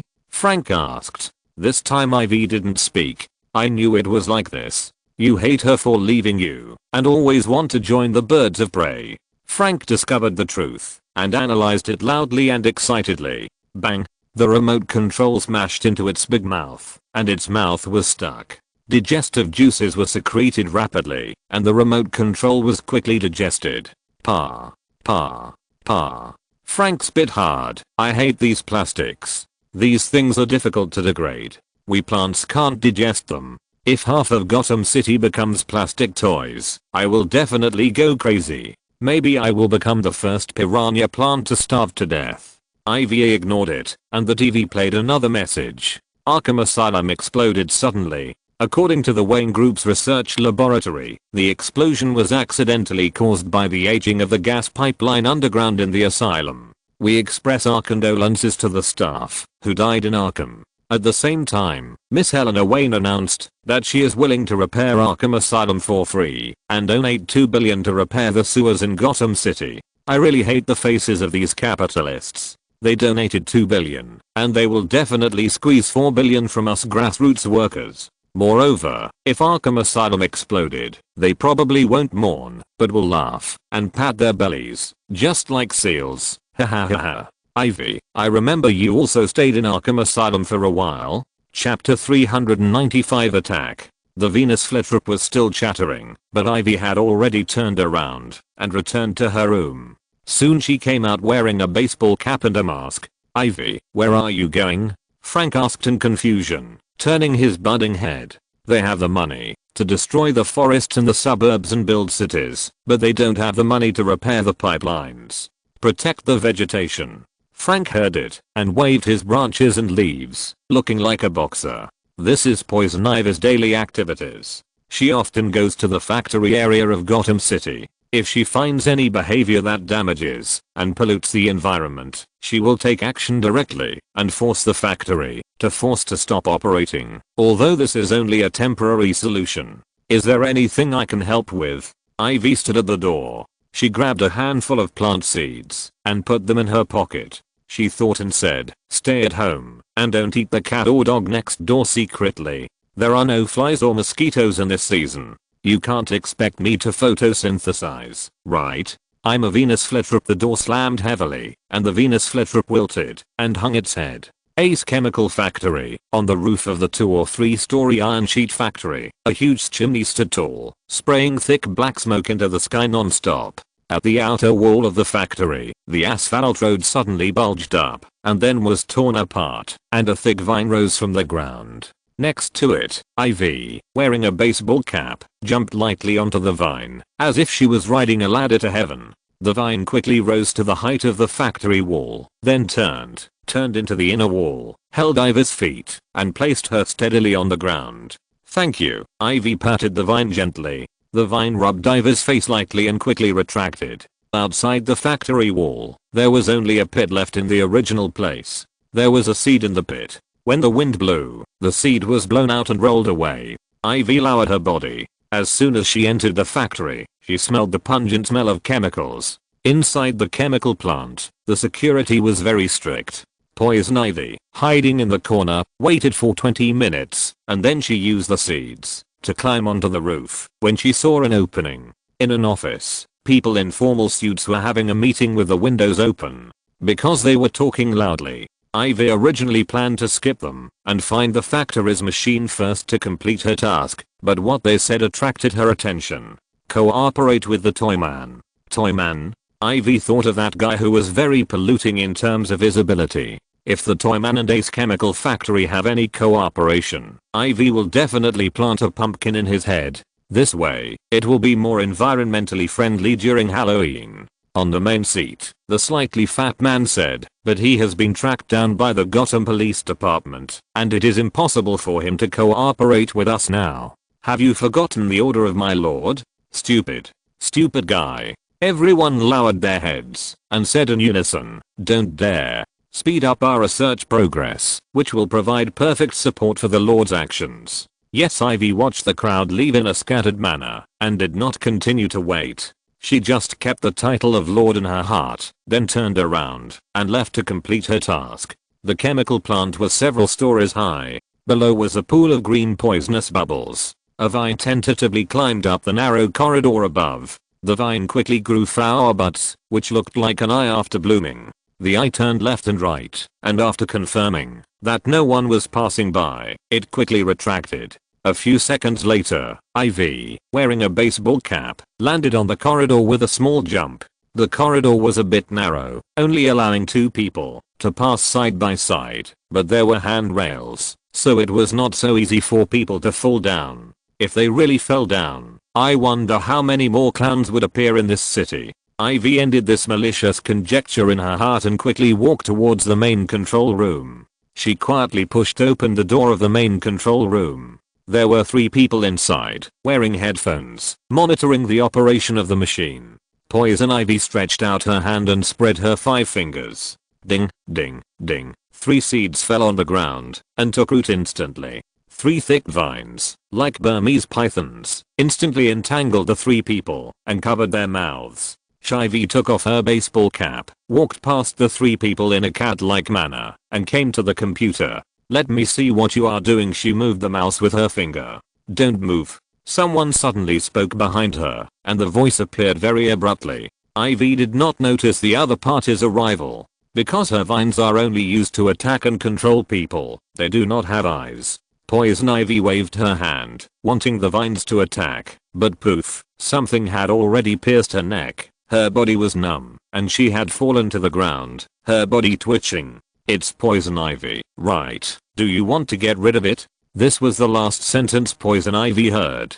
Thank you. Lizu took a cup of coffee, thanked the salesperson again and again, and then walked to Rick Flag and sat down. I didn't expect you to be so polite. Rick was relieved for his wallet. They didn't really go to choose a house, but came to the cafe to sit for a while. At the same time, he found that the Toyman was different from his subconscious impression. In his impression, the Toyman should be a crazy, scary, and bad-tempered guy, but after actually getting to know him, he found that he had a poor state, was very lazy, and had a serious procrastination. Rick seriously suspected that the reason why he had not chosen a house until now was not because Lizu had a change of heart, but because of his procrastination. Moreover, he was very polite. It seems that the clown is also very polite, and he likes to smile at people. Thinking of this, Rick shuddered and calmed his imagination. Because after combining the above points, the Toyman is more like a weirdo, and has a bit of murderous potential.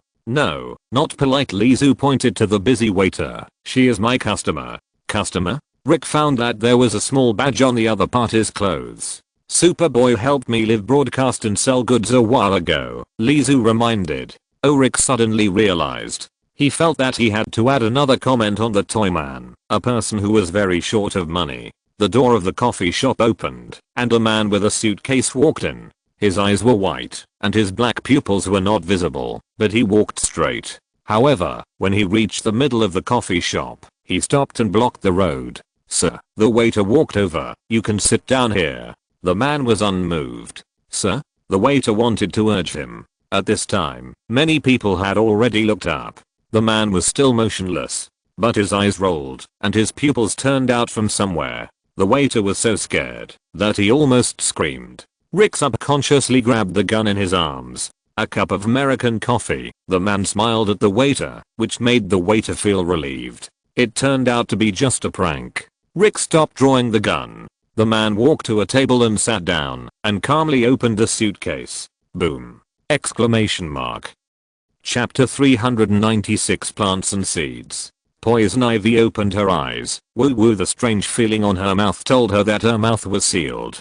But this also meant that she was not killed, but was caught by the other party. She struggled twice and found that not only her mouth was covered, but her body was also completely tied up, and there was an obvious foreign body sensation in her body, and a needle was inserted into her body. Poison Ivy's eyes followed the needle on her arm and saw green blood being drawn into the collector on the side through the transparent infusion tube. The power of the blood pump was very strong. Poison Ivy suffered severe blood loss and felt dizzy. She knew that she was caught. Before her head fainted for the second time, she knew that she had to find a way to escape or find someone to save herself. The continuous outflow of blood finally made Poison Ivy faint. She woke up again and looked up to see the unfamiliar ceiling, but did not hear the sound of the machine running. At this time, she was locked in a small narrow room surrounded by metal walls. The other party knew her ability very well and completely isolated the possibility of using plants. If it was before her blood was drawn, Poison Ivy could control the seeds to germinate and take root on the iron sheet and then bloom and bear fruit. But most of her blood was lost, her body functions were seriously damaged, and her ability degraded. The room was filled with the smell of disinfectant that she didn't like very much. It should have been sprayed not long ago, and the smell was still very strong. Click, there was the sound of keys opening the door, and footsteps, but Poison Ivy was tied up, and her neck couldn't move. The person who walked in front of her was a man wrapped in a rubber suit. He made the most perfect preparations before entering the door to ensure that he didn't wear a single seed. Your lunch. The plate was placed in a place where Poison Ivy couldn't see, and she could only hear the sound of the iron plate being placed on the table.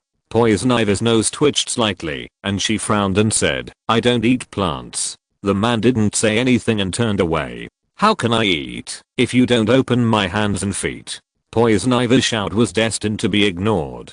Time passed again. Poison Ivy fainted again. During this time, she woke up once, but found herself on the shelf again, and had her blood drawn. This did not last long. It was not that these people had a change of heart, but Poison Ivy fainted soon. A large amount of blood was drawn, and her body was deficient. Her stomach was rumbling, but she did not take a single drop of water. Click, the door opened again this time, and the person who came was still wearing a rubber suit. He took away the food on the table and put a new one on the table. He still did not look at Poison Ivy and turned to leave. Wait. Poison Ivy raised her lips weakly. "Did you eat watermelon at noon today?" Boom. The guy in the rubber suit stiffened and fell to the ground. After a few seconds, the thick watermelon vines tore through his back and grew out, and a large watermelon stained with blood was lent out. Although it is last year's watermelon, it can finally be ripened. Poison Ivy breathed a sigh of relief. The bloody watermelon smashed to the ground and shattered. The seeds used the corpses on the ground as nutrients and quickly sprouted. Soon, they grew arms long enough. The arms made of watermelon vines picked up Poison Ivy. She had to seize every opportunity to escape.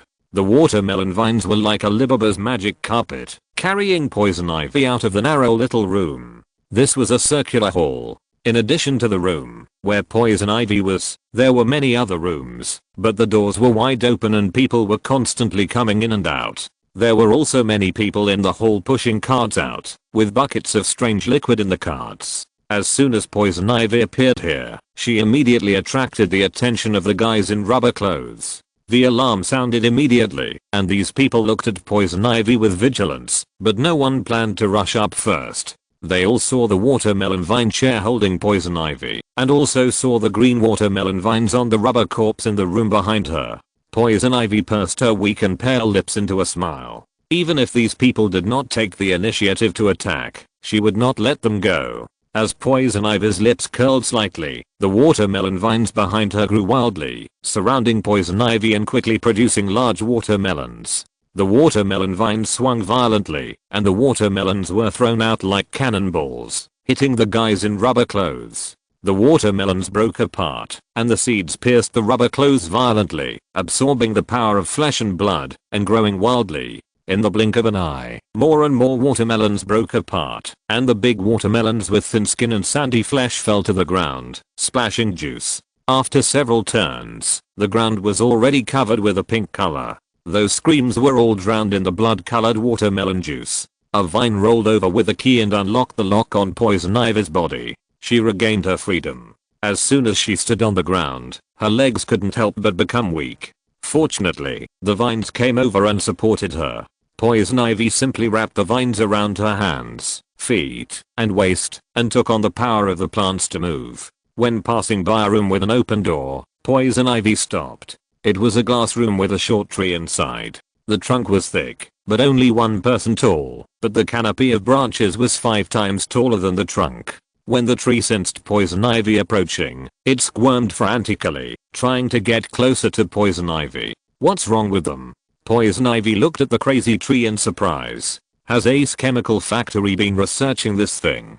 Poison Ivy might not be happy to make plants alive and become like animals. What frightened her even more was that these plants were completely out of her control. On the machine next to her, Poison Ivy clearly saw that her blood was mixing with some kind of liquid. Plants soaked in the liquid at the production site could grow rapidly and then be strengthened by an inexplicable force and become alive. Poison Ivy immediately stopped the equipment here and controlled the plant seeds that had not yet mutated to grow rapidly, sweeping away the strange chemical liquid. After she dragged it, the security personnel in the chemical plant received the news and quickly moved over. Controlling the rapid growth of the watermelon vines had drained the last bit of strength from Poison Ivy's body. At the moment, when she was about to faint, she used her induction to awaken a seed. She needed this seed to help her call for help. Boom.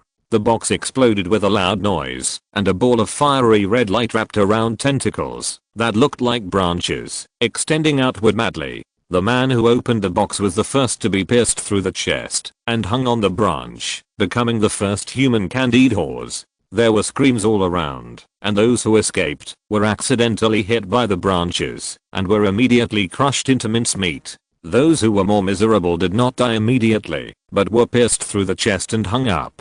Rick escaped with a pistol and fired several shots at the suitcase. The bullets were very accurate, and the recoil slightly shook Rick Flag's forearm, while also turning the suitcase into a hornet's nest. Even though the suitcase was smashed to pieces, the branches that rushed out did not decrease, because his shooting attracted the attention of the branches and stabbed towards Rick's head. Chapter 397 Train Station. The sharpened, blood-dripping spearhead pierced Rick's head like lightning. Rick could only feel a gust of wind and blinked his eyelids subconsciously, but it was too late to dodge.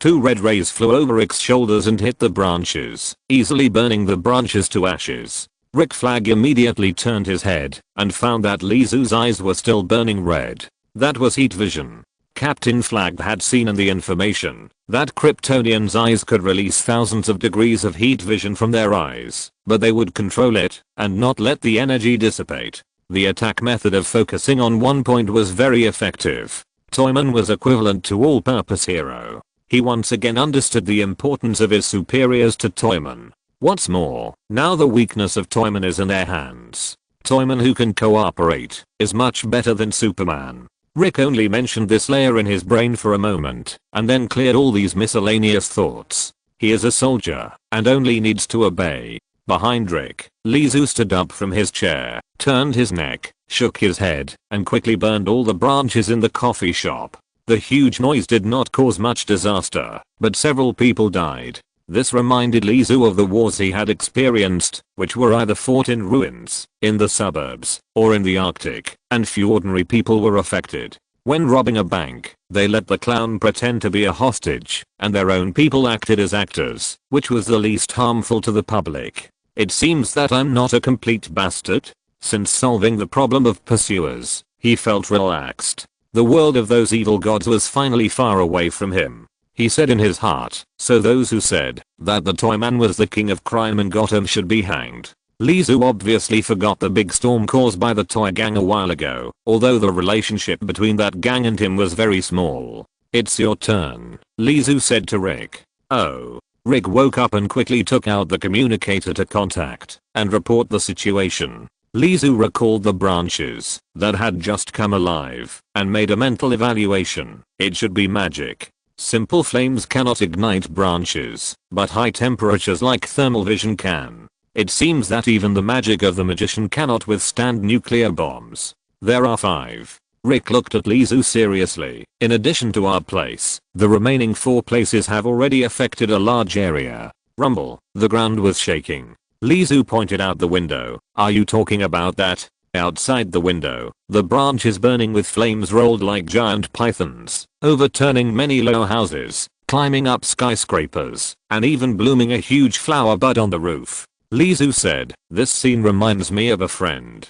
The glass door of the coffee shop was completely shattered. Lizu stepped over the broken glass and walked out. The street was in chaos. People were running around and no one looked at the traffic lights. Of course, there were also people who did not let him down, such as wearing masks and taking the opportunity to make a fortune. Gotham City is really simple and honest, he couldn't help but sigh. Rick, who had just walked out, twitched his mouth when he heard this. Simple folk customs? Several teams have already headed to the 4 target sites. We should go to Gotham railway station, Rick said, according to the data. No need for data. I've seen it. Lizu interrupted Rick's report, raised his head, and Rick subconsciously raised his head with him. The sky of Gotham was cloudy again. But this time, the dark-lead clouds in the sky were rotating around a pillar of light that reached the sky. The black clouds were like cotton candy, entangled around the pillar of light. Crack! A thunder exploded from the inside of the black cloud, and the huge mushroom cloud that wrapped the pillar of light like cotton candy suddenly spread lightning. The lightning reflected the walls, the road, and Lizu and Rick's faces, all turned bright silver. Lizu grabbed Rick's shoulders and flew into the air. The telekinesis wrapped the 2 of them across the sky and quickly came to the center of the light column explosion. Gotham railway station. Lizu put Rick down, and the captain's face was a little bad, livid. As soon as he landed, he held his knees and almost vomited. Does your girlfriend teach you any tricks? What? Rick raised his head and asked. His face was still pale. He didn't know whether it was caused by the lightning or the high altitude flight. Forget it. Lizu fumbled around his body twice and finally looked at Rick. Rick was at a loss. Lizu opened his hand and beckoned. Rick suddenly put the gun in Lizu's hand. The next moment, the gun in Lizu's hand turned into a piece of plasticine. With 5 fingers pinching hard, the delicate plasticine gun turned into a lump. Rick tried to stop him, but it was too late. We need the vanguard. He kept in mind that the Kryptonian body was not as invincible to magic as it was to physical attacks. It was just stronger than humans. Lizu pinched the plasticine. His fingers were flexible. Although his skills in pinching the plasticine were not strong, he could see the general appearance. I don't know anyone who can do magic, but I know someone who has a good relationship with the mage. He stopped his fingers and put the clay figure on the ground. What is this? Captain Rick looked at the creature on the ground with a strange expression. The only thing he wanted to admire was that Lizu could turn a piece of colored plasticine into pure green, just like a magic trick. Raw. The plasticine ran forward 2 steps and turned into a nearly 3-meter tall green giant with bone spurs all over his body. Bang, bang. The abomination beat his chest and jumped into the Gotham train station. Inside the Gotham train station, a man in a black suit had red flames burning in his eyes, but this flame was so magical that it did not ignite his eyebrows and hair. In front of the man, all the passengers and staff of the train station were controlled and huddled together. What's the situation? The man asked. A man stepped forward to report. He was still shaking when he spoke. We encountered some obstacles. We released 5 gifts of the Lord, but only 4 grew. The arrogant must pay the price of his life for his stupid blasphemy. And the man lowered his head, his voice also trembling. Poison Ivy tried to escape, but has been caught. The Lord needs faith. She is a very critical link. The man narrowed his eyes, and when he opened them again, flames leaped. What a pity, he said. If it was a toy man who was caught instead of Poison Ivy, the carrier of the Lord's power would definitely be more powerful. Thank you Wutong W for the 500 starting coins reward. Chapter 398 Fort. Commander hid in the crowd. Her black skin under her short black hair was a good protective color, allowing her to easily reduce her presence. "Mom." The blonde boy in the distance cried in fear, and the boy's mother covered her child's mouth in panic. As humans in this world, they are always ready to face earthquakes, explosions, poison gas all over the city, or alien invasions, and as citizens of Gotham City, they know very well how to protect themselves when they are taken hostage. "Reduce your presence. I'm sorry, I'm sorry, I'm sorry." The mother covered the boy's mouth and kept bowing her head to apologize to the people around her, but at this moment, other people had deliberately distanced themselves from the two of them. In the hostage group, the mother and son were very conspicuous. Taking advantage of the moment when everyone was in chaos, Commandula reached out to the backpack behind her. After groping in the bag for a long time, she finally grabbed something and put it in her arms. Commandula breathed a sigh of relief. This is the small sports camera she usually uses for sampling. After pressing the power twice, the noise was not loud, and there was still electricity. Commandula aimed the camera at the kidnappers who looked abnormal. Commandula's camera quietly aimed at the mastermind. He looked the most abnormal, with burning eyes and strange flames like clouds and smoke when he spoke, as if he was possessed by a demon. The others were still normal. These people had guns or knives in their hands. They were the ones who guarded the prisoners and controlled the train station in the early stage. Commandula still remembered that at the beginning, this group of people seized the train station. Just when she mistakenly thought that the other party wanted to do something, the mastermind appeared with a wooden statue. After muttering a few words mysteriously, he suddenly roared and turned into the ghost he is now. The boy's crying still attracted a scolding. "Shut up. Otherwise, now, don't hurt the innocent," the mastermind shouted at the angry thug. "Lord, we need strength and faith." He looked at the sobbing boy with his eyes burning with flames and said calmly, "My lord has only been asleep for a while. I didn't expect that humans would turn to Thaxin. There is no need for adults with paranoid thoughts to stay, but the child." He paused. "The child will be a loyal believer of my lord." The sky above the train station was overturned. If you look up, you can see the rolling thunder clouds covering your head. Commandula looked at the empty eyes that kept emitting flames and shuddered. She turned around so that the camera could capture the expressions of other victims present. "Will Batgirl come to save us?" A girl's voice was very low. As soon as she finished speaking, she was immediately covered by an adult's mouth. Commandula also looked at the thugs with guns nervously and was relieved when she found that they didn't hear it.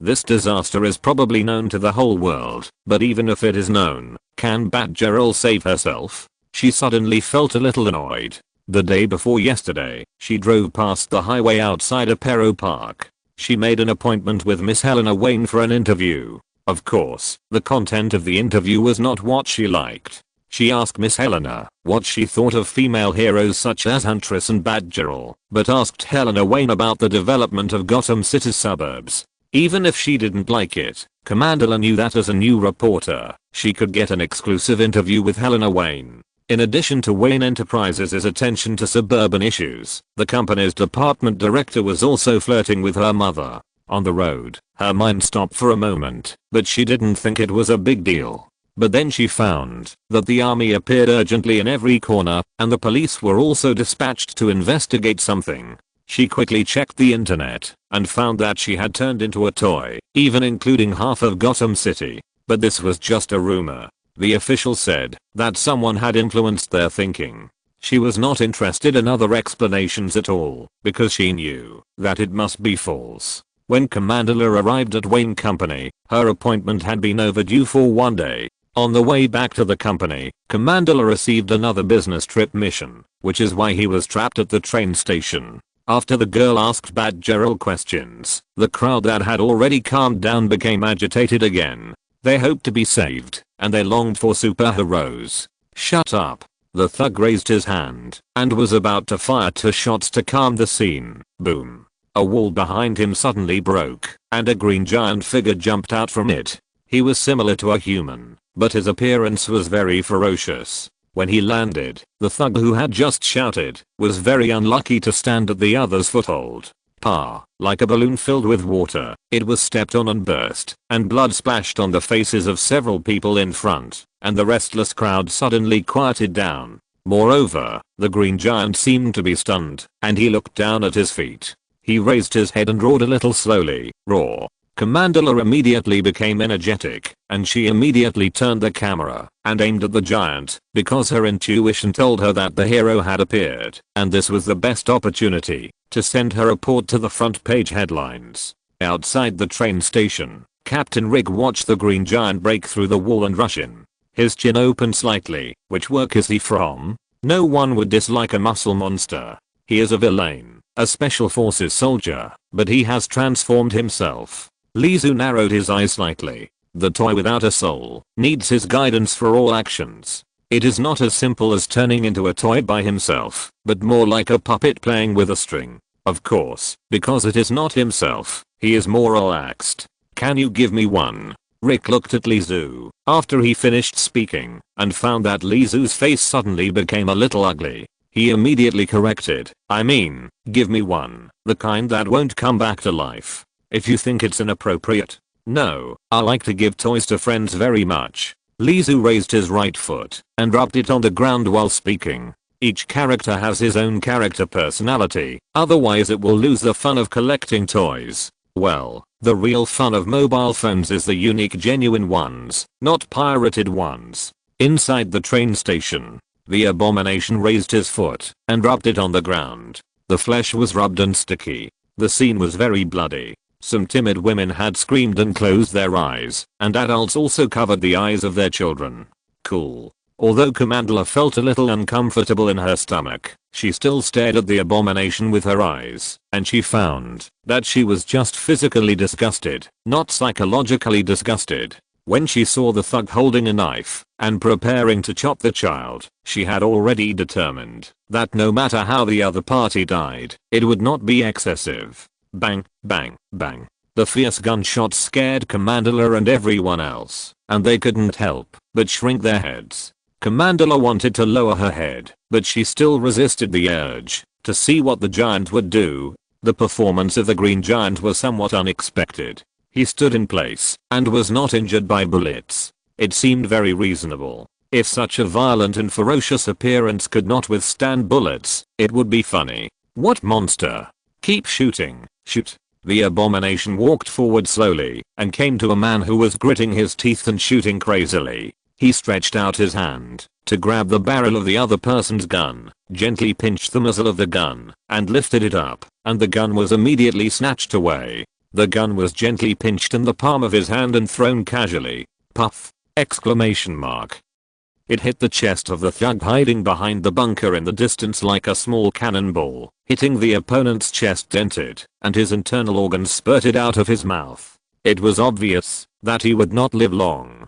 So accurate. Commandula noticed that, although the giant's body was very huge, his hands were very accurate, almost hitting wherever he pointed. Combined with his terrifying strength, he was completely a mobile turret. If you're listening to this novel on a channel other than Fanfic World, it means they downloaded and uploaded it without effort. We cordially invite you to visit our channel, Mundo Fanfic Novelos. There you'll find the original version of this story and you can explore many other novels of various genres. We're waiting for you to immerse yourself in a world of incredible novels.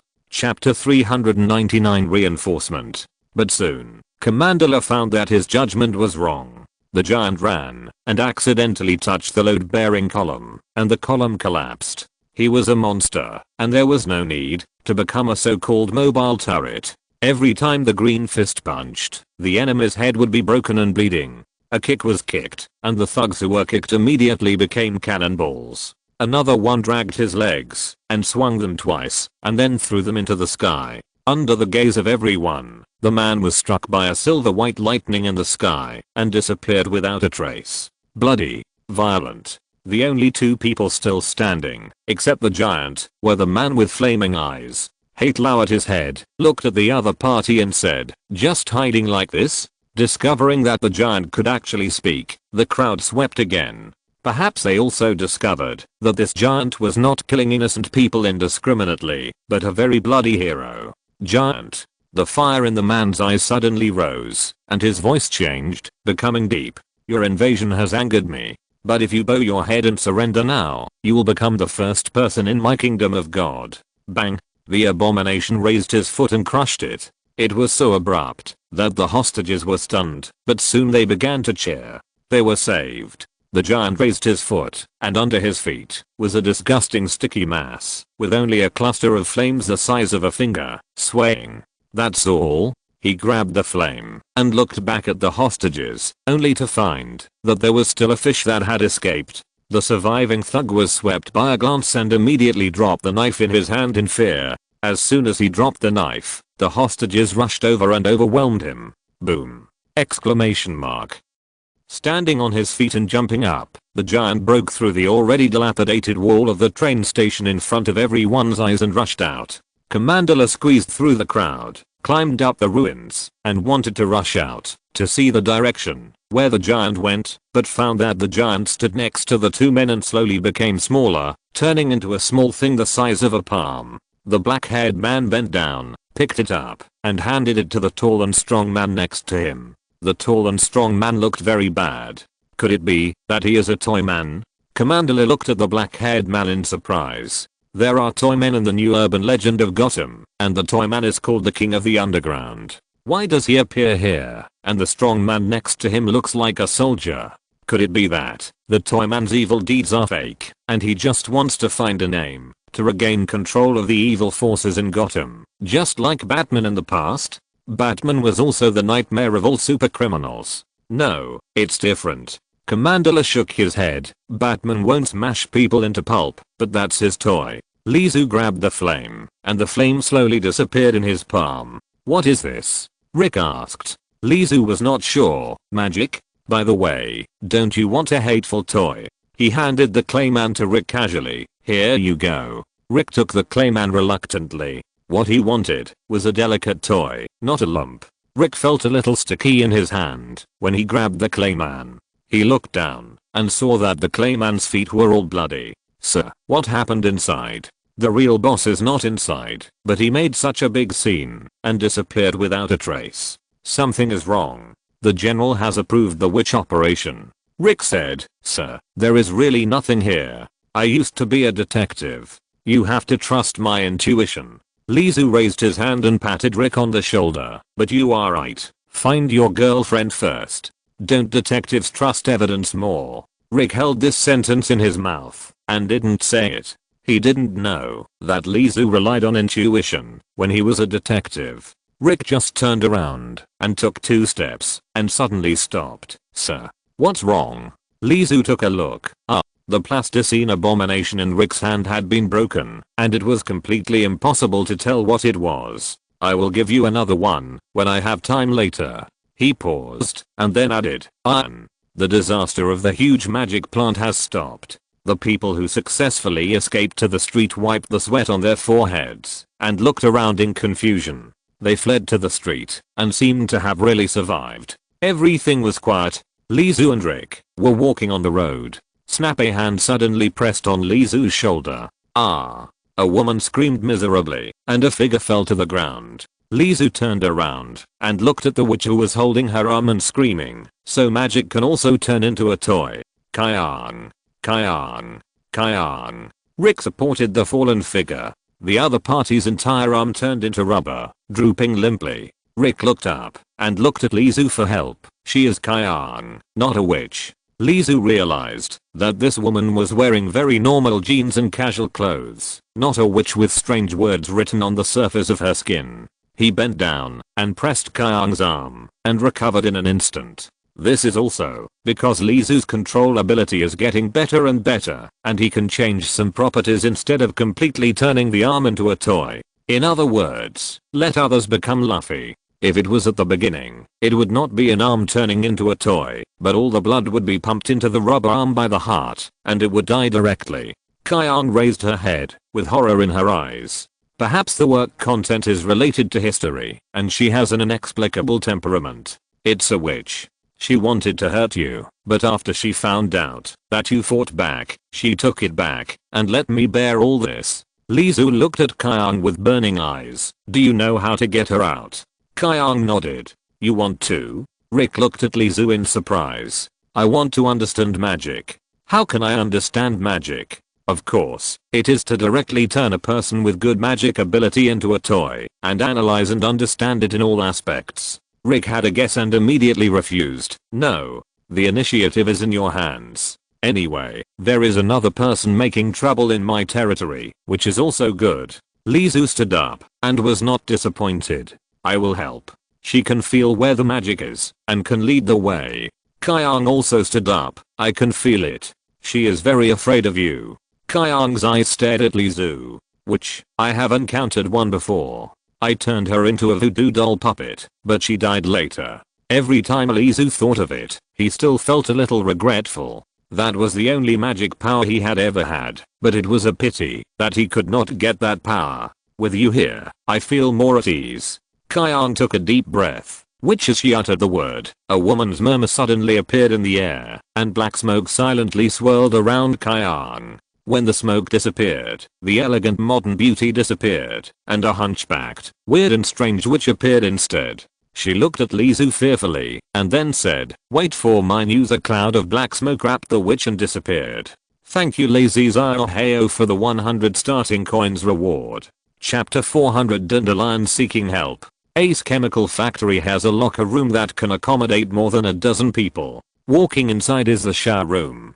People wearing rubber clothes are sweating and pulling off the rubber skin on their bodies. It is dinner time, and also time to change shifts. I'm going to the toilet. Remember to get me a bottle of Coke. The man who just took off his clothes patted his protruding belly, making a popping sound. I ate too much at noon. Okay. Hurry up, I have to change shifts later. The man pushed the door and walked into the toilet, locked the door, and sat on the toilet. After a burst of relief, he pressed the flush button, but he didn't notice that a seed that had not been digested in his stomach was also flushed down. The seed drifted for a long time, and the first time it left the Ace Chemical Factory, it sprouted instantly. The huge watermelon vines grew in the pipes with tangled roots. The watermelon vines grew vigorously and finally squeezed through the pipes. 10 minutes later, there was a clang. Just outside the Ace Chemical Factory, the sewer manhole cover on the ground was pushed open, and the watermelon vines had grown out and coiled on the ground. Soon, the watermelon vines automatically contracted their energy, and the vines withered visibly, but the watermelon was growing rapidly and ripening. Snap!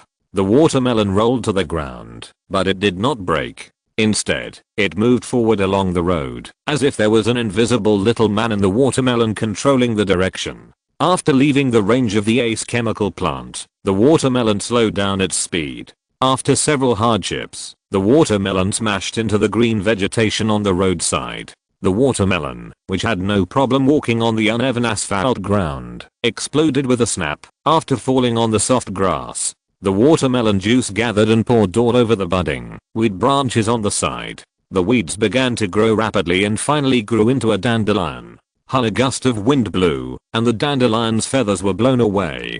The seeds rode the wind and moved towards the city of Gotham. All this took nearly an hour. Lee Zhu looked at the place where the witch disappeared, staring at the wisp of black smoke. After it disappeared without a trace, he looked at Captain Rick. How to control her? She doesn't look very happy. Rick's words did not exceed Lee Zhu's expectations. That heart can control her and make her obedient. Heart. Since the witch can take the heart out of the body, the role of the heart to her may not be really irreplaceable. Instead, it was Rick's girlfriend Joan who said witch at the end and transformed like Shazam. That aroused his interest. Does it mean that, if you want to use magic power, you must say a spell and then transform? Of course, according to the people he knew, this statement is definitely wrong, but finding someone to borrow power and then transforming to gain powerful power seems to be a mainstream way. The black smoke suddenly gathered in front of Lee Zhu and the others, and condensed into a line of twisted snake-like words.